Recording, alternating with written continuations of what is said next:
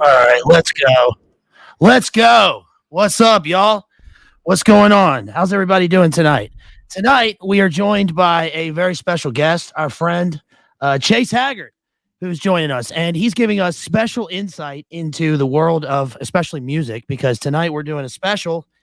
This was Chase's idea, and I think it's a wonderful idea. We're going to be talking about the films Whiplash, Black Swan, and Birdman. Put some respect on my name. So, Chase, how you doing? Doing good, doing good. Glad to give some inside baseball information about my friendship with J.K. Simmons, your relationship with Michael Keaton. I'm really excited to hear more about that live, and it should be a lot of fun. Yeah, I'm looking forward to this because these are three really great films. They're interesting films. Let's say that. My sunglasses are fogging up. They're definitely effective. They're effective films. They're hard. Some of them are hard to watch. Yes, and I think that we may come away with different takes on these films, and that's going to be interesting and fine. But I think that one theme that sort of, I don't know, unites these three films, they kind of act as a triptych, right? They kind of all three they have gnostic themes, they have nihilistic themes, and all three are united in the idea that the protagonist is striving for what they think is perfection, right? An artistic perfection. So what do you think about that? Especially, I think we'll start with Whiplash. Okay. So tell us what you think just in general about the three films. Yeah, it's interesting the through line that you brought up about this nihilism, this self-aggrandizing of making yourself great, and all of these characters are utterly nihilistic. And so instead of having art in its proper place and work in its proper place, where it's something used to glorify God and to kind of tame ourselves in pursuit of God and work for his greatness, it's all just, I need to be remembered, I need to be great. And they all end up in horrifying places. I don't think none of these movies have a happy ending. I don't think Whiplash has a happy ending. And I agree, it's utterly nihilistic, and it's interesting because you come from the drama world. You have experience from the drama world, and I think you're probably going to see the same things I do in these films of people not going, oh, this is an important story. It's no, I need to be remembered. I can't be forgotten. Yeah, I think that it's interesting because the three films also, as a I don't know, former like Z actor, who like gave it a shot, is an interesting way of trying to summarize my acting career. These three films really represent what we call the triple threat, right? It's music, acting, drama, and dancing. And Black Swan, especially, is a wild film. It's Darren Aronosky, who did Pie, and what's the film with Jennifer Lawrence, J-Law, the Mama film. Was that Darren Aronosky? Jay's covered a bunch of his films. He's always got, he's always gnostic and that's the film about the house, right? Yeah. Well, this was with Jennifer Lawrence, and she's in a house, and the various people. Yes, and it's horrifying. It's a horrifying film. Probably even as horrifying as a film I watched the other night. I would not recommend this movie, Bones and All. Have you guys heard of this movie? I've heard the creepy Timothy Chalamet, who is apparently a heartthrob, but he looks like a 13-year-old boy. he looks like in the film. I mean, he looks like he's on meth, and he is in the film. So I guess that's credit to him that he looks the part. But it's man, this movie is so dark. I won't get into it really, but basically it's two like they're in their 20s or they're teens, they're runaways, I guess, in the 80s, and it's essentially the story of Henry Lee Lucas and Otis Toole, but it's a boy and a girl. It's two serial killers running wild, and it's so dark because it's a love story. Like the music is like sweeping and pastoral, and it's it's like, you're supposed to root for these people, but the whole time, if you have any discernment at all, you're like, these people are demons. Yeah. It's really wild. And I bring that up because that is now, and that's where movies are kind of headed, in my opinion. Movies have the movies now, especially the ones being released now, have really like just a couple of themes. They're either the most dangerous game, or it's Gnosticism, or it's bullism. That's all the films are like that now. It's crazy. Yeah, all the shock value is gone from everything else. Yes. So Whiplash is it shocking? It's a shocking movie in the sense that the villain, the antagonist, is the guy who plays him, J.K. Simmons, is such a great villain. He's like the arch villain. He won an Oscar for this. So do you want to tell everybody what this movie's about? Yeah. There's the main character, Andrew. I forgot the actor's name, but the main character, Andrew, he is a 19-year-old drummer in a conservatory. So it's his first year there.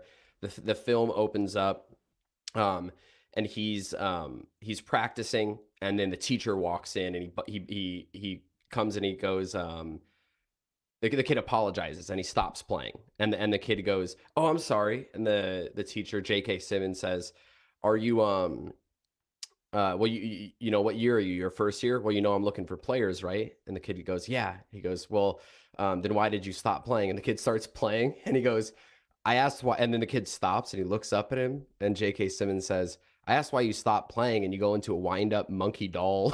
And it's from there, it sets the tone of this this never appeased teacher that this kid's just trying to impress to go and achieve greatness. And the entire film, it's interesting because just like those other films, this kid can't get, like, the only fulfillment he looks for is to be one of these greats. Like Charlie Parker is mentioned a lot, and he was a jazz horn player, and the entire film is just him pushing and pulling with J.K. Simmons, and J.K. Simmons always putting him down, making people cry. There's kind of some Full Metal Jacket style scenes in here.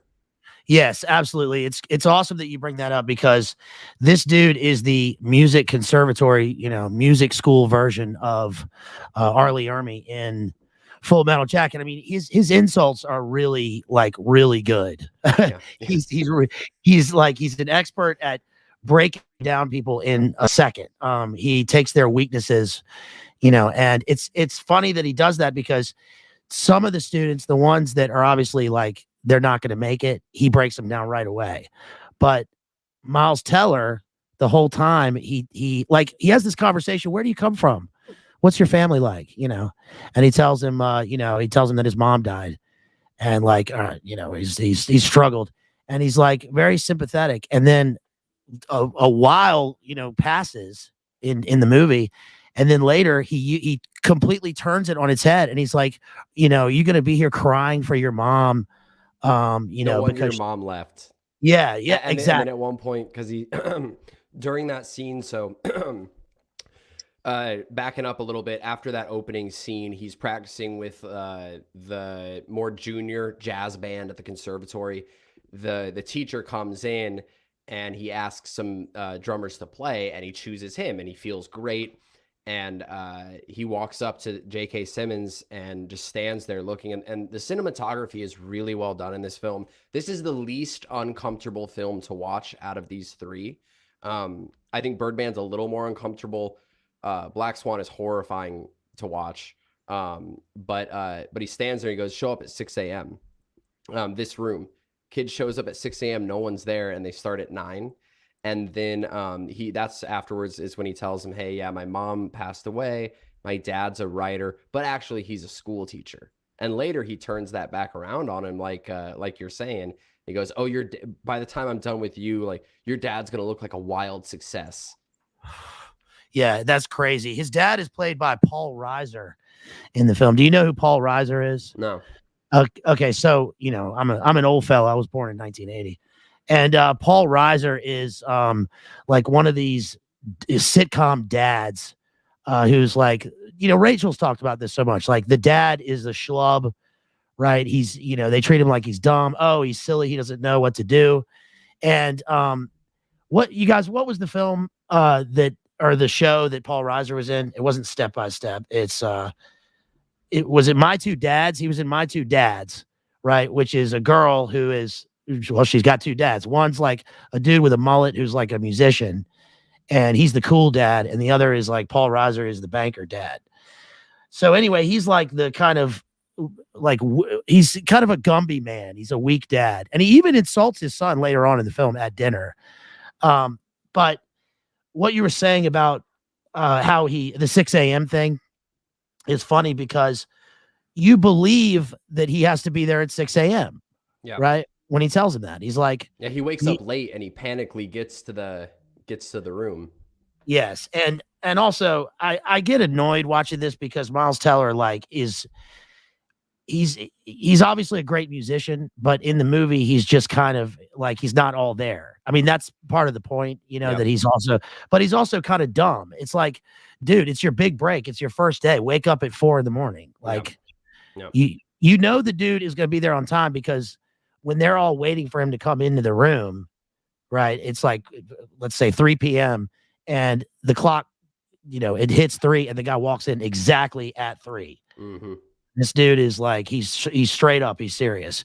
He's, he's all in black, Yep. Throughout the movie. He's got this shiny bald head. So he's bald head. Beautiful. Yeah. So he's like, he's striking to look at. Right. you see this guy and you're like, I mean, have you ever met anybody like this in real life? J.K. Simmons? Yeah. Who's like just intimidating, like right away. I've met people like that, but typically now I just I dismiss them and I internally laugh about the intimidation factor. Yeah. Is that because, you're older and, you think I can't, I mean, what is it about being young or like wanting something like he does where you're willing to put yourself through this abuse? Yeah. I think it's that, like you said, the character is very empty. The whole movie, even when, and we'll get to it later, but he goes on a date and he's got nothing there. He really, all he does, and it's not a bad thing to study and to work hard at a craft, but all this kid thinks about is drumming and that's it. And he can't even connect with anyone. And I think it's where you're putting your value, all of your value on what other people think of you and getting this recognition. And so I think when you look up at someone who is more established in whatever field you're trying to get into, you look up at them like some kind of mentor. And this is part of where the fall of this main character happens. And it gets set out in the first scene where when he's drumming for the teacher and the teacher makes the joke about, you just started playing like a wind-up monkey. The teacher walks out and you hear the door slam and he's just gone. And then he goes, oops, comes back in, forgot my jacket. And it's this strange tug of war between the kid wanting to look up to him because he's successful and the teacher knowing that, manipulating him the entire time. Yeah, the way that J.K. Simmons, I forget his name in the movie, but Terrence. Terrence? That's J.K. Simmons' name? Terrence Fletcher. Yeah, okay. Fletcher. Because I feel like Terrence does not fit him at all. Fletcher does. Fletcher, though, Archer. He's hunting for these talents. Right. Yes. And it's a hard, like, it's a cacophonous. The name itself is like hard and tactile, like him. Terrence, on the other hand, not to, if there's a Terrence out there, that's not exactly an intimidating name. So Terrence Fletcher, which actually does together sounds like a jazz guy, I guess. When he goes into the room and they're all standing there and the whole, class comes in and there's spit coming out of the trumpets. They're all, wetting their reeds and they're, they're all, they're prepping. And it's very loud too. Yes. It's chaotic and loud. And they come in, if you notice, they're like little conversations when they come in, they're talking about, like, one guy's talking about he was on a date with a girl last night. He's giving details and stuff. And the main character looks over and sees the core drummer like kissing his girlfriend. Right. And the core drummer, there's two other drummers. Which one is the core drummer? One of them is like a Chad dude. Yeah. That's the redhead dude from the first class. Yeah. So that dude is Chad Chadinson, and he doesn't have a care in the world. Like he gets insulted and stuff, and he's like, ah, whatever, you know. Yep. Yep. Okay. He's also like unaware that he's being used. And the other dude is like he's real uptight, right? He's already whipped into shape. He's already submissive completely to Fletcher. Right. And also, okay, so about their drumming style, and you're the expert on this, you're the musician. Their drumming style. So Miles Teller uses the classic like jazz drumming style, right? Which is like Stuart Copeland from the Police. It's like that underhanded, what do you call that? I Like, don't know the grip, but my friend Hannah, she's one of the best drummers that I've ever heard. We were talking about the movie the other night, and she was furious about like the blood coming out of his hands and where it came out. And she was like, that's I can't get over the movie about how bad like that scene was where he was bleeding out. That doesn't make any sense." so well, he was bleeding from his knuckles at one point because he punches through the snare drum, right? Yeah. Yep. But like, yeah, the blisters popping and all that, you know, on his hands. And I mean, to the guy's credit, to the actor's credit, like you believe that he's doing the drumming. I mean, he really looks like it. So he's a good, you know, he's a decent drummer. The other dude, on the other hand, like the guy who's supposed to be, who's already made it, like just I've never seen he does it. He has one hand holding like pen style, like you would a the ping pong paddle, where the paddle's down here. And I know people play like that, but I've never seen it in real life. I thought he got on there and he was like, okay, boo, boo, boo, boo, boo, boo, and it was like, okay, you like took one day of lessons before this movie, and then you like freak out, right, when he's not changing the. And also, like, why are you not changing the pages? That's your only job here. Like, you got to impress this dude. Don't mess it up. Yep. And Miles Teller's like in space. Yep. Right. Change the pages. Yeah. Page. Right. Yep. Right. And then real quick, when it's super chaotic, when they're everyone's setting up, people are tuning, they're wetting their reeds, they're tuning the drum set, they're talking, you know, having all these conversations, and then Fletcher walks in and everyone stands up, stone faced at attention, like in the military. Yes, like Marines, they stand up like perfect Scared. posture. Yeah, and expressionless. Yes, and they don't look him in the eye. No, never. They are straight down. So Miles Teller, it's interesting because he has a father. He has a father figure, right? But he wants this guy to. He wants a different father figure. Yep. And you know, he is continuously used and abused. And like you were saying, I mean, as you get older and you watch this, you're like when he says certain things to him, you're like, dude, just punch this guy in the face. Yeah. I mean, like, why would you ever let somebody talk to you like this? Yep. And that, spoiler alert, that does kind of happen in the movie. Yep. But it's a different kind of reaction that's been building the whole time. I mean, it would just be the first time. Like the first time the guy gets in your face and calls you the F slur, right, while you're drumming, it's like, no, man, no. Yep. And he wants so bad to impress him, but this school is, this is the place to go. It's apparently the best music school, in New York, which makes it the best music school in the world. And it's kind of funny because I don't know if when you're watching it, you think about this, but you're like, okay, if you make it, what are you going to do? Yeah. Right. Yeah. Right. Like, okay, so you'll get to go and play at Lincoln Center. So that's a big deal. You might get hired to be like in a movie orchestra, but like, you're not going to be the next Charlie Parker because like, there's not going to be one of those because it's jazz. Yeah. And the times are different. The times have changed. And, it's funny you bring that up. And in the, in kind of like the real world, like I have friends who, one friend's family, they're all classically trained musicians, some of the best musicians I know. They're all string players. One of their sisters is, like I think it's first chair in the Ohio Symphony, and it's like, right, that's a big deal. But what they do is they work their way into that, and then eventually, they do their own thing. But it's not just, oh, this one band is how Connect is. And I think the nihilism comes in this film. There's not many like Gnostic scenes in this film or Gnostic themes. It's more just straight nihilism. Right. But it's that, he looks at his dad as a failure. And when he talks about his dad to the teacher, he says, "Oh, he's a writer." And the guy goes, "Oh, what has he written?" "Well, he's more of a high school teacher." And he's got this disappointment in his voice about his father. And there's an interesting symbolism. Do you remember the scene where he goes to the movies with his dad like twice in the film, and he gets popcorn, and he has the popcorn, right? Buttery, sweet. It's a candy.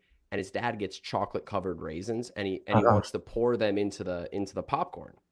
And he goes, "What, you don't want any of these?" And the main character goes, "No, I just eat around them." And the dad looks at him and goes, "I don't understand you." And so he eats around and picks around the things that, his dad finds fulfilling. Right. And while the kid goes just for the popcorn itself, and he looks at his dad so disappointed the entire film, and his dad's really supportive and loving and nurturing. Yeah, that's also, that's a great point. And it's also I think it symbolizes the fact that he's not a kid anymore, right? His dad is doing the things that he did when he was a kid. We're going to put chocolate in the popcorn, and then we're going to go to the movies like we've always done. And that's cool. That's a father-son relationship. But his dad is still doing these things, and he's like, I got to make it on my own, right? And he wants to do something that his dad doesn't understand, his family doesn't understand. He doesn't have any friends. Yep. No one understands him, but he does have to his credit, I mean, he's got a purpose and he works hard at it. That's all he does. And towards the wrong end, not right. towards the message itself, as someone who writes, right? When you're writing, the first and foremost thing is going to be, I have a message that I want to say. How do I say it? Let me work my ass off trying to figure out how to convey it, instead of whatever the message is, I need to be known. And that's where this kid goes with it. And that's where he doesn't have that framework to actually go, well, where is fulfillment going to come from? It's not going to come from these other people. And he's constantly looking for that fulfillment. Like you said, he doesn't have friends. His dad loves him, but he doesn't really understand his goals. He tells him, well, it's not too late to change careers. It's not too late. Yeah. So his dad has done what they do in Raise It in the Sun. He has deferred his dreams, right? And they've dried up. And he's a high school teacher. He has to have a job. And he has worked hard enough to pay for his son to try and pursue his dream. And his son seems like he's not going to give up, and he doesn't. But on the other hand, you were saying about his purpose and what's the end of this, and it's like, in a way, he doesn't really know. He doesn't even really know why he's doing this. He gets kicked. Well, to spoil the movie, he gets kicked out of school, right? Because he attacks his teacher. He gets kicked out. He gets pushed to the edge. Yes. He ends up. He ends up becoming the core drummer because he misplaces the sheet music for the core drummer, the first chair drummer, on like the senior jazz team. He actually had the charts memorized, and then they're doing their final performance. His bus breaks down on the way there. He rents a car, drives there, gets there, forgets his sticks, gets told, I'm going to give the part to someone else, fights for it, and gets told, if you mess this up, you're going to be turning pages till you leave or you quit. I'm going to make your life hell, or we can just give this guy the part. And he says, no, it's my part. Drives back to the car rental place, gets his drumsticks, gets hit by a truck, gets out bloodied, and all he has is that sheer determination, which is, they do a great job in this film of, while showing you the disturbing mentality of him and the misplaced ambition, showing this guy has drive. He gets out of the car and goes, I need to grab my drumsticks, and he's bloodied up, and he runs there, shows up, and then he can't drum because he's all messed up, and then he attacks the teacher on the stage because the teacher tells him, you're done. Yeah, it's crazy. And when that was happening, I was thinking, I found myself worrying about his hands, because his hands are his life. That's his life, right? Yeah. And it's kind of like in Black Swan, which we'll get to, I guess, next. It's like, if something happens to this girl's foot or her ankle, like, it's over. Yep. Right. It's like a pro athlete, that their body is their their machine, their instrument. It's how they make a living. But the one thing and it's over. So with him, like you said, he gets in this car accident, and it's a little meta there because Miles Teller himself, not that it's important for the movie, but Miles Teller has those scars on his face because he was in a car accident, just like in the movie. And during the making of the movie, Damien Chazelle, the director, was in a car accident. Oh, interesting. Yeah. And so I guess it's kind of a Deus Ex Machina, right? It's like out of nowhere, this thing comes and it's going to it's like, are you going on a different trajectory? Are you going to give up? Right. And he doesn't, but the sheet music going missing is obviously Fletcher. Right. Do you think so? Yeah. I mean, it's gotta be. That's a weird scene because basically, they're at the concert prior to the concert we just talked about at the penultimate moment of the film, or almost the second penultimate moment of the film. Right. And he gets told, hey, if any of you lose your sheet music, or if I see this sitting around, I'm going to lose it on all of you. And he goes and he gets handed the sheet music by the core drummer. And then he goes and gets a snack and he tosses at a vending machine, and he puts down the sheet music next to the vending machine, presses the buttons, gets a snack. The guy comes up and goes, the other drummer comes up and says, I need to look at the charts. And then it's just gone. It's that scene is very strange. That's got to be Fletcher. I mean, because the whole setup, right? It's like, this is simple. This is one thing that you have to do. And it's what he's doing for the group is he's showing them that the little practical things matter. Like if one thing goes wrong, then they won't get this. They won't be the perfection that he expects of them. Mm-hmm. And so you have to be responsible, and he's irresponsible. But on the other hand, it's like the guy whose music it was, no, man, sorry for cussing y'all, but he's like, what the fuck, dude? Like, hold your own music. What did he say? If you give, he was like, if you give a mentally challenged person a calculator, they're going to try to turn on the TV with it. Like, why are you giving him the sheet music? Yeah. Some of these burns are so good by J.K. Simmons. They're so funny. Yeah, he uses an R slur there to maximum effect. Yes. Right. Yeah. And I mean, he's so quick. He's so quick-witted, and he's so twisted. What was the thing about Elmer Fudd with the fat kid, like the Trump? Yeah, earlier on in the film, this is the first day that Andrew, the main character, is drumming with the group or with the senior jazz band, and they're playing. They sound good, and then all of a sudden, J.K. Simmons goes, "Up, we have an out-of-tune player." And then he picks out different sections of the horn section, and he goes, "Up, it's right here." And then he goes, "This is your last chance. Who's out of tune?" And he goes up to this guy, and everyone's looking down. And he goes up to this guy. He goes, "Is it you, Elmer Fudd?" And the guy's a little bit chubby. And the guy's looking down. He goes, "Are you out of tune?" And then he goes, "Here, play." And then the guy plays, and he goes, "Are you out of tune? This is your last chance." The guy looks straight down, and J.K. Simmons goes, "What are you looking down there? There's not a Mars bar down there. What are you looking down there for?" And then the guy starts crying. And at one point later in the movie, this scene's reflected where the main character cries, and he goes, and then he cries a single tear, and he goes, "You're one of those single tear people? What? I'm not a double fucking rainbow." And then the guy he calls Elmer Fudd, he eventually gets him to say he's out of tune. He goes like, get out. And the guy leaves. The guy walks out and he goes, "For the record, he wasn't out of tune. It was you, Kevin, but he didn't know the difference. And that's worse." Right. So double rainbow, full on double rainbow.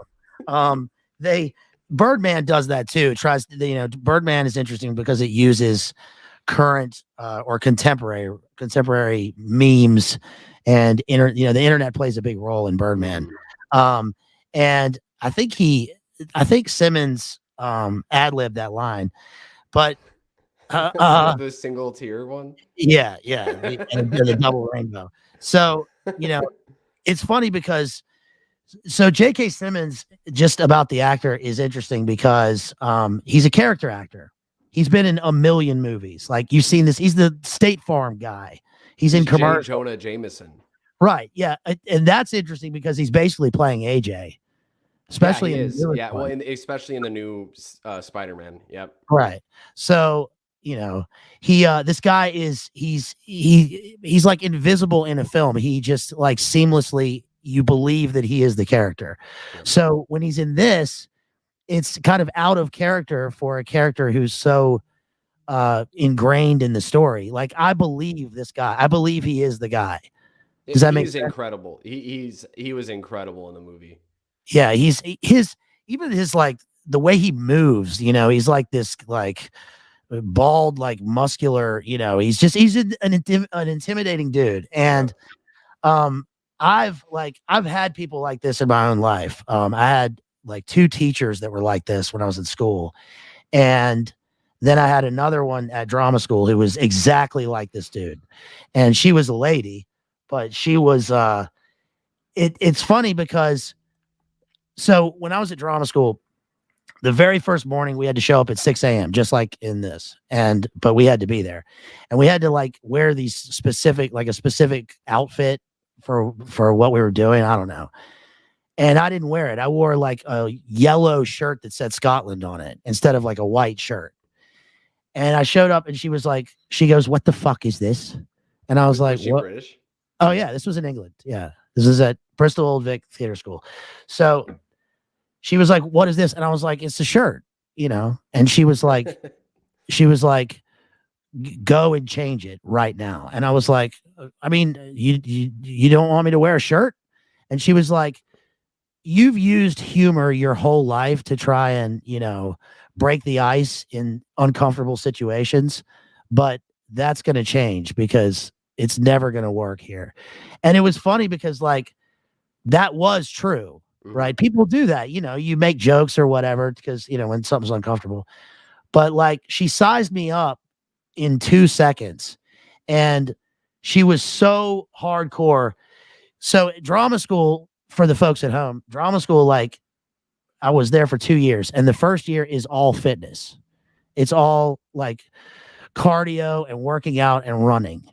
And like it's just they want to transform you into somebody that you're not when you go there.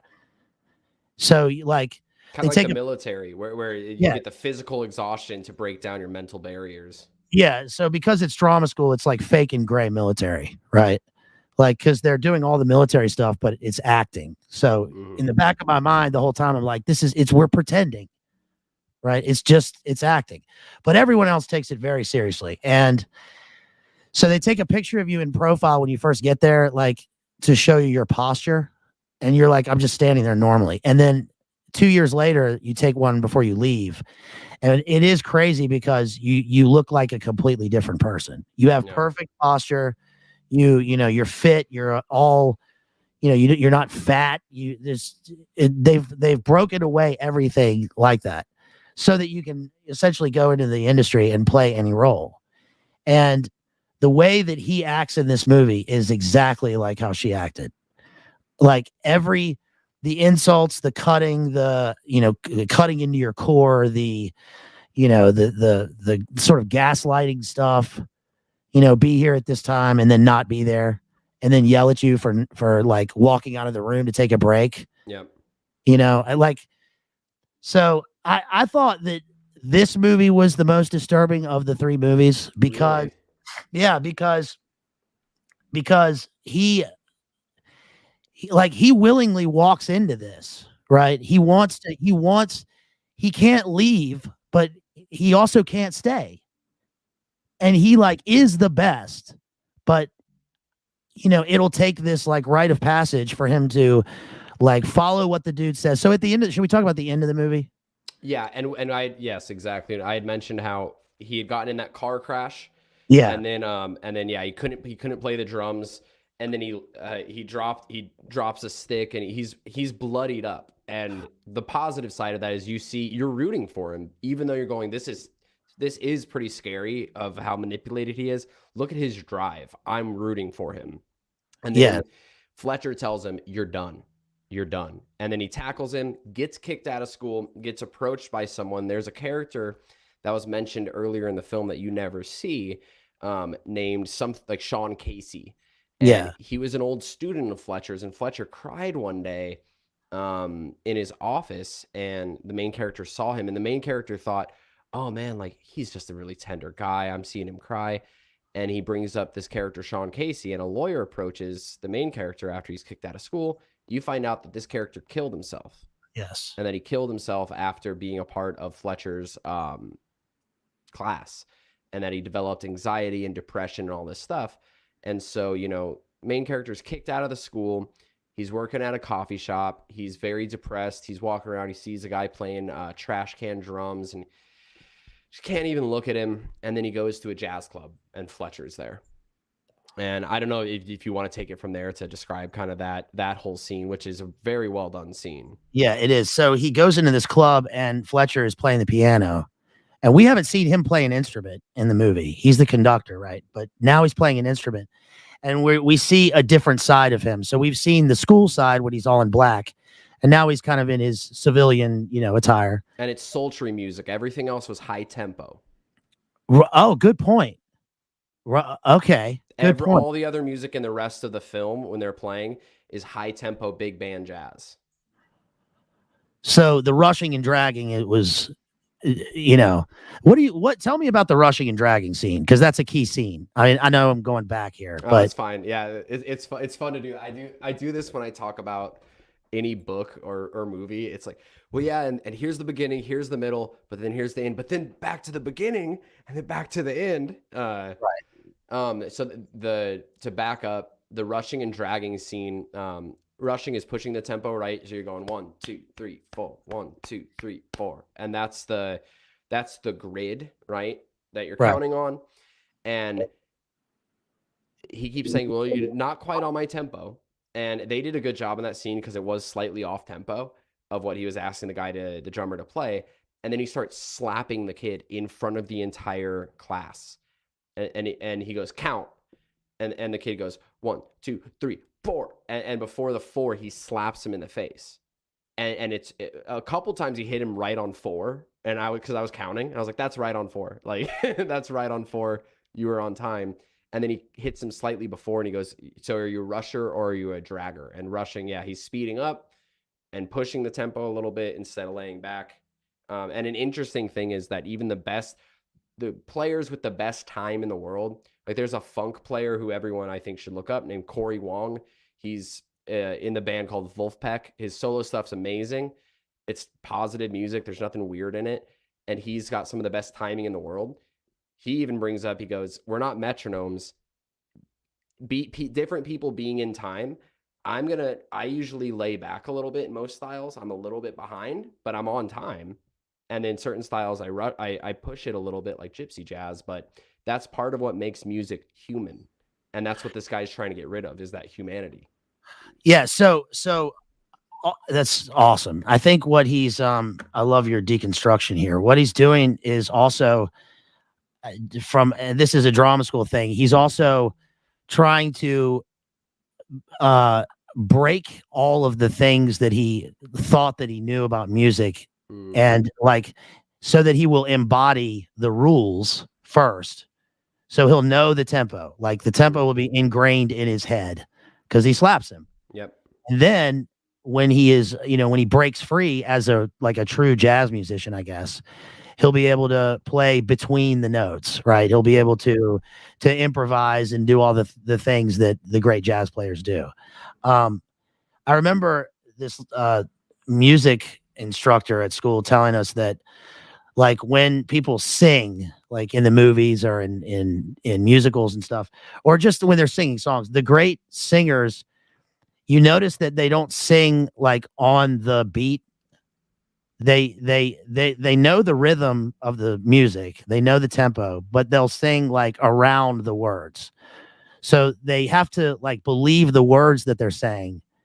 And the way that they'll sing is like, listen to my favorite singer of all time, Tony Braxton. Unbreak My Heart. Listen to Unbreak My Heart. And what she'll do is like it's a great song because she believes the words and because she's singing around like she owns the song, if that makes sense. Mm-hmm.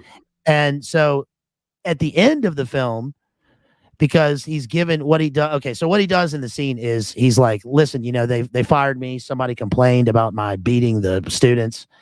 And like you said, he cried because Sean Casey had hanged himself. Yep. And not hung, hanged, you guys. Hanged it. And yes, he'd hanged it in. He done hanged it in himself. Yeah, he done a filthy thing with a fancy name, as Norm Macdonald said. David Carradine. Yeah, right. Yes, that thing. Norm says the worst part about that, by the way, is not the act or like the fact that he expires. It's the fact that you are going to be found. Like somebody's gonna find you. Oh man, right. That's a Norm Macdonald thing. Yes. Okay. Yeah, that sounds like a Norm. That sounds like a Norm thing. Yeah. So anyway, he's like talking to him, and they're like two dudes, and he's like Miles or whatever his name is. Listen, we don't have a drummer. We need a drummer. Do you want to come play? And we're playing the same set we did at the conservatory. Oh, that's what he says? He said, we're doing the same set we did at the conservatory. So he tells him it's all the same music. I need someone that really knows these charts. Right. And then at that point, Andrew, the main character, says, we'll get Ryan or whatever, the Chad drummer. Yeah, Chad Chaddison. Yeah. Get Chad Chaddison. And he goes, and J.K. Simmons, it's such a great scene because he's so manipulative. He goes, all he ever was a way for me to push you. Oh my gosh. And he says that, and he just tells this kid what he wants to hear. This kid who doesn't have support, who feels like he's never going to be good enough. And the guy knows this because he's helping push that on the kid. A good teacher would be able to see that and go, you don't need these people's validation. Let's learn the stuff, figure out who you are, and you don't need these people's validation. But yeah, so then he gets the part and shows up at the studio or at the venue. Right. Yeah. They're all in black. They're in their, jazz sort of uniform, all professionals. They're all older dudes, right? They look like jazz guys too. And like, especially like the bass player who's standing next to him, and he's like, so they start playing and it's not the song. They go, he feels all confident. He's sitting down. This is the final scene of the film is he's there. Everyone looks all professional. And then, Fletcher, the teacher, J.K. Simmons, walks up to Andrew. Excuse me. Oh, this is the big moment. And he says, "You think I'm a freaking idiot?" And Andrew looks up and he goes, "What?" He goes, "I know it was you." And then he walks away. And then all of a sudden, and he's talking about the lawyer being talked to by him about the abuse and stuff to get him fired from the conservatory. And then he walks up to the conductor's stand and the microphone. And he goes, "Thank you, everyone. Like, these are some of the best players." And just to back up one more time, before this, he had said to all of the players, he goes, "Many of you guys are new. Just remember, tonight can make or break your career. You can be playing at the Lincoln Center. You can be doing this. But one thing to remember is the people in this audience, they don't forget." Right. And then he goes up and he says, "Well, great, guys, we have a great show for you tonight. We're going to start off with a brand new tune called Upswing." And then the camera starts like pans to the main character's face, and he's panicked and he looks around because he doesn't have that sheet. He's never heard of this song. The band starts. He can't keep up. He can't play. He's trying the best he can and just keeping tempo. But this music, it's not straight improvisation where it's like, hey, here's the groove, and then we're just going to improv. There's, very specific hits, going, like, ba-ba-da-da-da-da-da. Ba-da-bum. You can't just improvise the entire band moving with that when there's 20 people in the band. You have to know the song. And so the guy is left there in the dust. The bass player's, "What are you doing?" And the kid just hangs his head and is embarrassed. It's like a complex, complicated song. And the specific, like you were saying, the hits, it's like that, that's an undertone for the trumpet to, or whatever. Yeah. You can't just improvise this stuff. And it's crazy because watching it like as a music fan or whatever, you know, and somebody who's like, I was in a band when I was a teenager. So it's like, you know, rock music. And he has a line about rock music, by the way. Fletcher, he's like, you know, you're going to fail out of here and then maybe you'll be, you know, you'll be rock musicians. Right. Which is, Yeah. you know, it's a cutting line. And it's like, if this were a rock concert or whatever, you could just improvise the drums and be fine. Yeah. But it's not. It takes mathematical sheet music, and which that whole aspect of the movie blows my mind because you know, it's like you were saying earlier, he takes away the like the feeling and the emotion of the music. And when he's pushed to the limit here, which is like the absolute villain climax, Yeah. because this guy has no heart. Like he is two separate people. Yeah. And he did that on purpose, you know, and it's this long con. And also, he didn't snitch on him, or at least he didn't want to. When the Yeah. lawyer came, he was like, he didn't want to, but I think he did. Cause I yeah, think I think he did. Yeah. he did. But the interesting thing is that throughout the whole film, he said, I think 3 different times, either you don't know the song or you're intentionally sabotaging my band. And then he Right. sabotages his entire performance to get one over on this kid. And so that song ends, kid fails, he's just hanging his head. And then the teacher guy walks up to him, he goes, guess you don't have it. And just these little lines of, you know, have it, right? Like this special it factor and stuff like that. And this is what goes through a lot of musicians' heads is, you know, it's a beautiful art form. You know, can be a very glorifying to God art form, but it's also weird because you play music and you play it for yourself and you feel it, but the real message is when someone actually hears it, you know? And Right. it's this weird thing where you have to have a listener. You have to have a listener. Same with writing, right? You have to have a reader. It's not going to feel good just to do this, but he says that to the kid. Kid walks off. His dad meets him back behind the stage and hugs him. And then the kid looks at the dad, hugs him, and then walks back out on stage. Yes. So a lot of good points. So his dad is another aspect of his dad being like this weak guy. His dad is the one who coerces him into snitching on him. Right? What don't you want to get at this guy? Look what he did to you. Right? But he wanted this, and then when he's given the opportunity to play with the guy again, he takes it, of course, because that's his life. He also, like, we haven't talked about the fact that he has a girlfriend briefly. Oh This, yeah. you know, this real cute girl who he meets at the, you know, at Who the movie actually has theater. personality too, and Yeah. he doesn't have a personality. Right. And like she jokes with him the first time they meet, you know, and so she's got a sense of humor and, you know, she's not into jazz or whatever, but like not many people are, but she's still like with, you know, she's with him and stuff. And then when he breaks up with her, it's like, it's exactly like the scene in Nightcrawler where Jake Gyllenhaal is like telling the guy, you know, you want to work for me? Do you have a cell phone? You know, can you read? Okay, you're hired. But it's the opposite. It's like, I'm not going to be with you because we'll argue because I'm dedicated to this, and then it'll slowly break us apart. So we might as well end it now. Goodbye. I want to be great. Right. He tells the girl, I want to be great. And she goes, and you're not? And she actually believes in him and she likes him a lot. And she's sweet and has personality. And she believes in him and she doesn't know him that well. He goes, I want to be great. And she goes, and you're not? And he goes, no, not yet. And she goes, and being with me is going to stop you from being great? And I think he says, Right. yeah. He just goes, yeah. It's a really sad scene. And then he calls her back when he gets this final gig that we were talking about where it's sabotage. He tries calling her to invite her. And the only times that he engages with her is when he gets that little bit of confidence from being brought into the senior jazz band at his school, getting that gig again with Fletcher at the end. He's devoid of any confidence apart from that. And this is why I think it's funny. It's, you know, tortured artistry. This is a thing people deal with outside of, you know, creative endeavors. Is it's a weird place to be. And I think, you know, Christians and Orthodox Christians and, you know, people with a message in general, if you have an artistic bent, you should pursue it in its proper place. That doesn't mean quit your job or whatever, you know.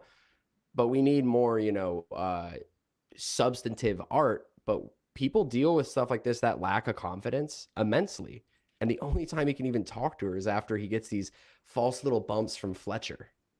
Yeah, he's got enough confidence to ask her out, right? He does go up to her and ask her out at the movie theater. Good for you, After dude. he gets in the Right. band. Yeah, and also, like, every time he's with her, he's like, it's like, come on, dude, have some, you know, you like, okay, he has enough confidence in himself, like some sort of weird, you know, Sigma confidence to break up with her in the way that he does. But then, like you Sigma. said, like when he, you know, he's like, this is the reason. I just don't think that we have anything in common, right? What about our friends? Keep them, right? So then I got to go return some videotapes. But then later, when he calls her, he's like, you know, I've got this thing, and do you think perhaps maybe you'd want to come? It's like, dude, just you know, say your thing and tell her to come or Yeah. not, And or she not. goes, well, I'll see. I'll ask my boyfriend. Right? Yeah. And he's like, oh, okay, he can come too. Yeah. Right. And it's Yeah. like, oh And man, so, poor guy. and so the end of the film, right? And I know obviously we jumped around, but there's a lot to go through the film. But he gets sabotaged, right? Walks out, talks to his dad, hugs his dad, and then he walks back out on the stage. And he sits down at the drums, tightens up the kit a little bit, Yeah. and then he starts playing the beginning of Caravan, which is a jazz standard, a pretty fast jazz standard. And he looks at the bass player, goes, "What are you doing?" And he goes, "Caravan, I'll cue you." And then J.K. Simmons walks up, and what does he say? He's like, "I'll pull your eyes out of your skull," or something like that. Yeah. And then he quickly catches on that he's not going to stop, right? And Yeah. then he's like, okay, I'm going to go. He's like, "I'm going to cue the band." Right. And then the kid plays beautifully. The band, you know, because they know the song and they have the charts, and the kid had already memorized the charts for this song due to other things earlier in the film. They play it very well. And then he takes a really cool drum solo and he keeps going, and J.K. Simmons starts looking at him and just, yeah. And he smiles. Yeah. And he smiles, and it's a terrifying moment in the film because, like BLI was saying, the triumph of the villain is portrayed as the triumph of the main character and the victim at this point, where it's almost like he's triumphing, but he's been completely molded and manipulated by this guy now. Yeah, and this is it's pretty satanic, the villain, right? It's like he triumphs because he's broken this kid, and now they've kind of crossed this abyss, and he's confronted himself, and now he's free. He's like liberated. Mm-hmm. And that's kind of what he wanted the whole time. But I think the question is, like, I mean, is the guy just twisted and he just wants to destroy him? I don't know if people get that from the film, but what I get is that he really is pushing him, but he's being true. He's actually truly pushing him in terms of like the suffering artist, because most artists who, you know, have this sort of persona, it's something that they put on themselves, and they think that they have to suffer in order to create great art. But this guy is not in control of his suffering. He really is suffering. Yeah. And he's putting him through it. And then at the end, he like truly breaks him. And then he's liberated, and he has a 7-minute drum solo or whatever. It's amazing. Yeah, some absurdly long drum solo where a cymbal falls down, and you think, because it's shot in a way that's reminiscent to when he was bloodied and broken down after the car crash, and you think he's gonna fail again, but then J.K. Simmons picks up the cymbal, sets it back up, and he goes, yeah. It's a greatly shot scene. But it's interesting that you bring that up, where the villain is in this film. No, he's consistent with his worldview in this film. He brings up Charlie Parker's brought up numerous times, and you know, I've had good friends bring up Charlie Parker to me, and you know, talk about how, you know, Charlie Parker did get kicked off a stage one day, and Charlie Parker is a guy who pretty much pioneered bebop music, Yardbird, or the Bird. And he pretty much pioneered bebop music, which is to this day a living jazz language that has influenced so much, even popular music, immensely. and he got kicked off the stage, basically had a cymbal thrown at him, not at his head. I heard it was, the story's typically that it was at his feet. So he had to Yeah. move and he had to get off the stage. And then he practiced for like 15 hours a day and then came back a year later and crushed it. But the guy died at 35, was a drug addict. Yeah. Horribly depressed. He died muttering some melodies into his tape recorder, you know.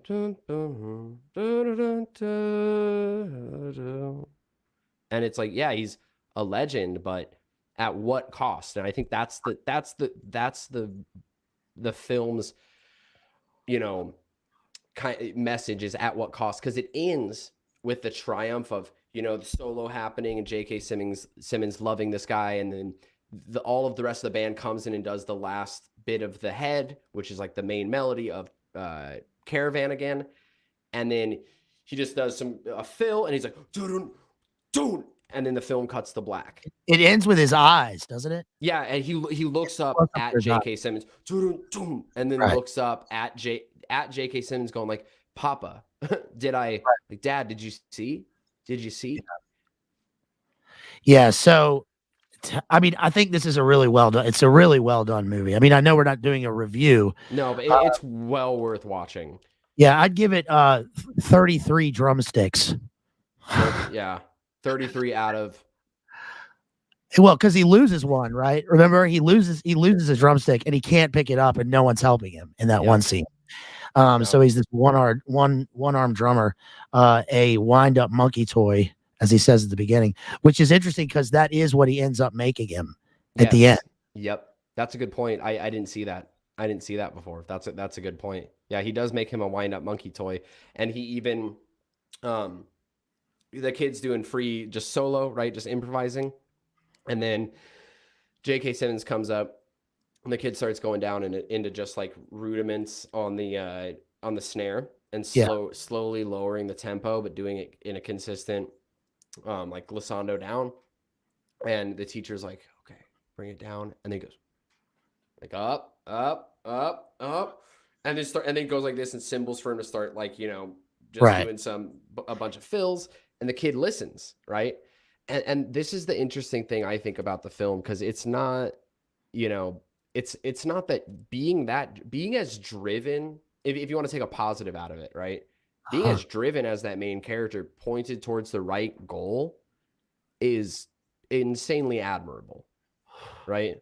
Like, having that drive, that's a good thing. That's a beautiful thing, but it has to be pointed at the right place. It can't be pointed at just, I just want to be known. It's like, no, you have to have a message. And where is that message going to come from if there's not God in your life and everything's empty, you know, and everything's just nihilistic and full of nothing? Yeah, he does this, like when he's at the dinner with the dad and the family or whatever, and they're like, you know, Chad over here plays football, and he's like, yeah, but it's Division III. Yeah, you know, you'll you know, what does the guy say? Like, if you want to play, you know, come play if you want to prove yourself. And he's like, 2 words you'll never hear from the NFL to you, right? And he's right. He was pretty quick-witted there, and he, you know, good for him for standing up for himself, because they weren't. It's like, dude, I mean, look, they don't have to be into his music, but he's like the best at what he does. Yeah. And watching somebody who's the best at what they do is like, it's exhilarating, you know, basketball, or, you know, Charlie Parker on the sax, right? I mean, it's like, you don't have to be into it, but it's fun. It like makes you feel alive. And I think that the fact that he doesn't have any friends, you know, he hugs his dad at the end, but the reason he goes back on stage is because he sees defeat in his dad's eyes. And his dad is like, come on back to me now. You know, it's going to be okay. And he's like, the 2 words that are the worst words to hear for an artist or a musician, right? Good job. Oh yeah. Yeah. J.K. Simmons has a line in the film that's, there's no 2 words have done more damage to humanity than good job. And I think this is why I think this film is so well done. And I think that anyone in any field where they're passionate about something can get a lot from it. Even though it is kind of a horror, it's kind of a horror film in a sense, you know? Yeah. Yes. But it's that there is that fine line where it's, you know, no, dude, people do need to hear a good job. like people need encouragement, and they also need, you know, to hear like, that sounds great, man. You know, you were a little late on the hit over here though, you know, or whatever it is. Like you need both, but it goes too far the other way with this Fletcher character. Yeah, it's like, you know, if you work in like some office or something, I'm sure I heard, I don't work in an office, but I heard this one time, like they're like the compliment sandwich, right? They tell you something good and then put the bad thing in the middle and then end it with a good thing. Good job, right? Which is like so demeaning. Yeah. But, you know, this guy, Andrew gets his meaning from, it's almost like negation. It's like everything is so bad that when he gets anything that's slightly good, it makes up for all the bad stuff. And the purpose, like what Fletcher's doing, is kind of, it's almost like it's like almost ritualistic. It's like I'm putting you through everything that you'll ever experience when you're out in the world as a real musician. Yep. If you're really great, and this might break you like it did the last guy. Yep. That's why it's kind of a horror film, because the guy died.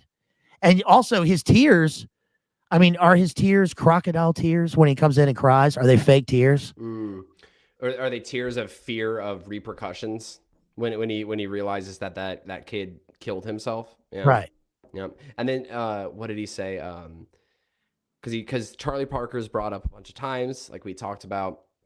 And then in the scene where towards the end of the film where he invites the main character to come play in this band for him to sabotage him, the kid asks, well, is there a line? Is there too far?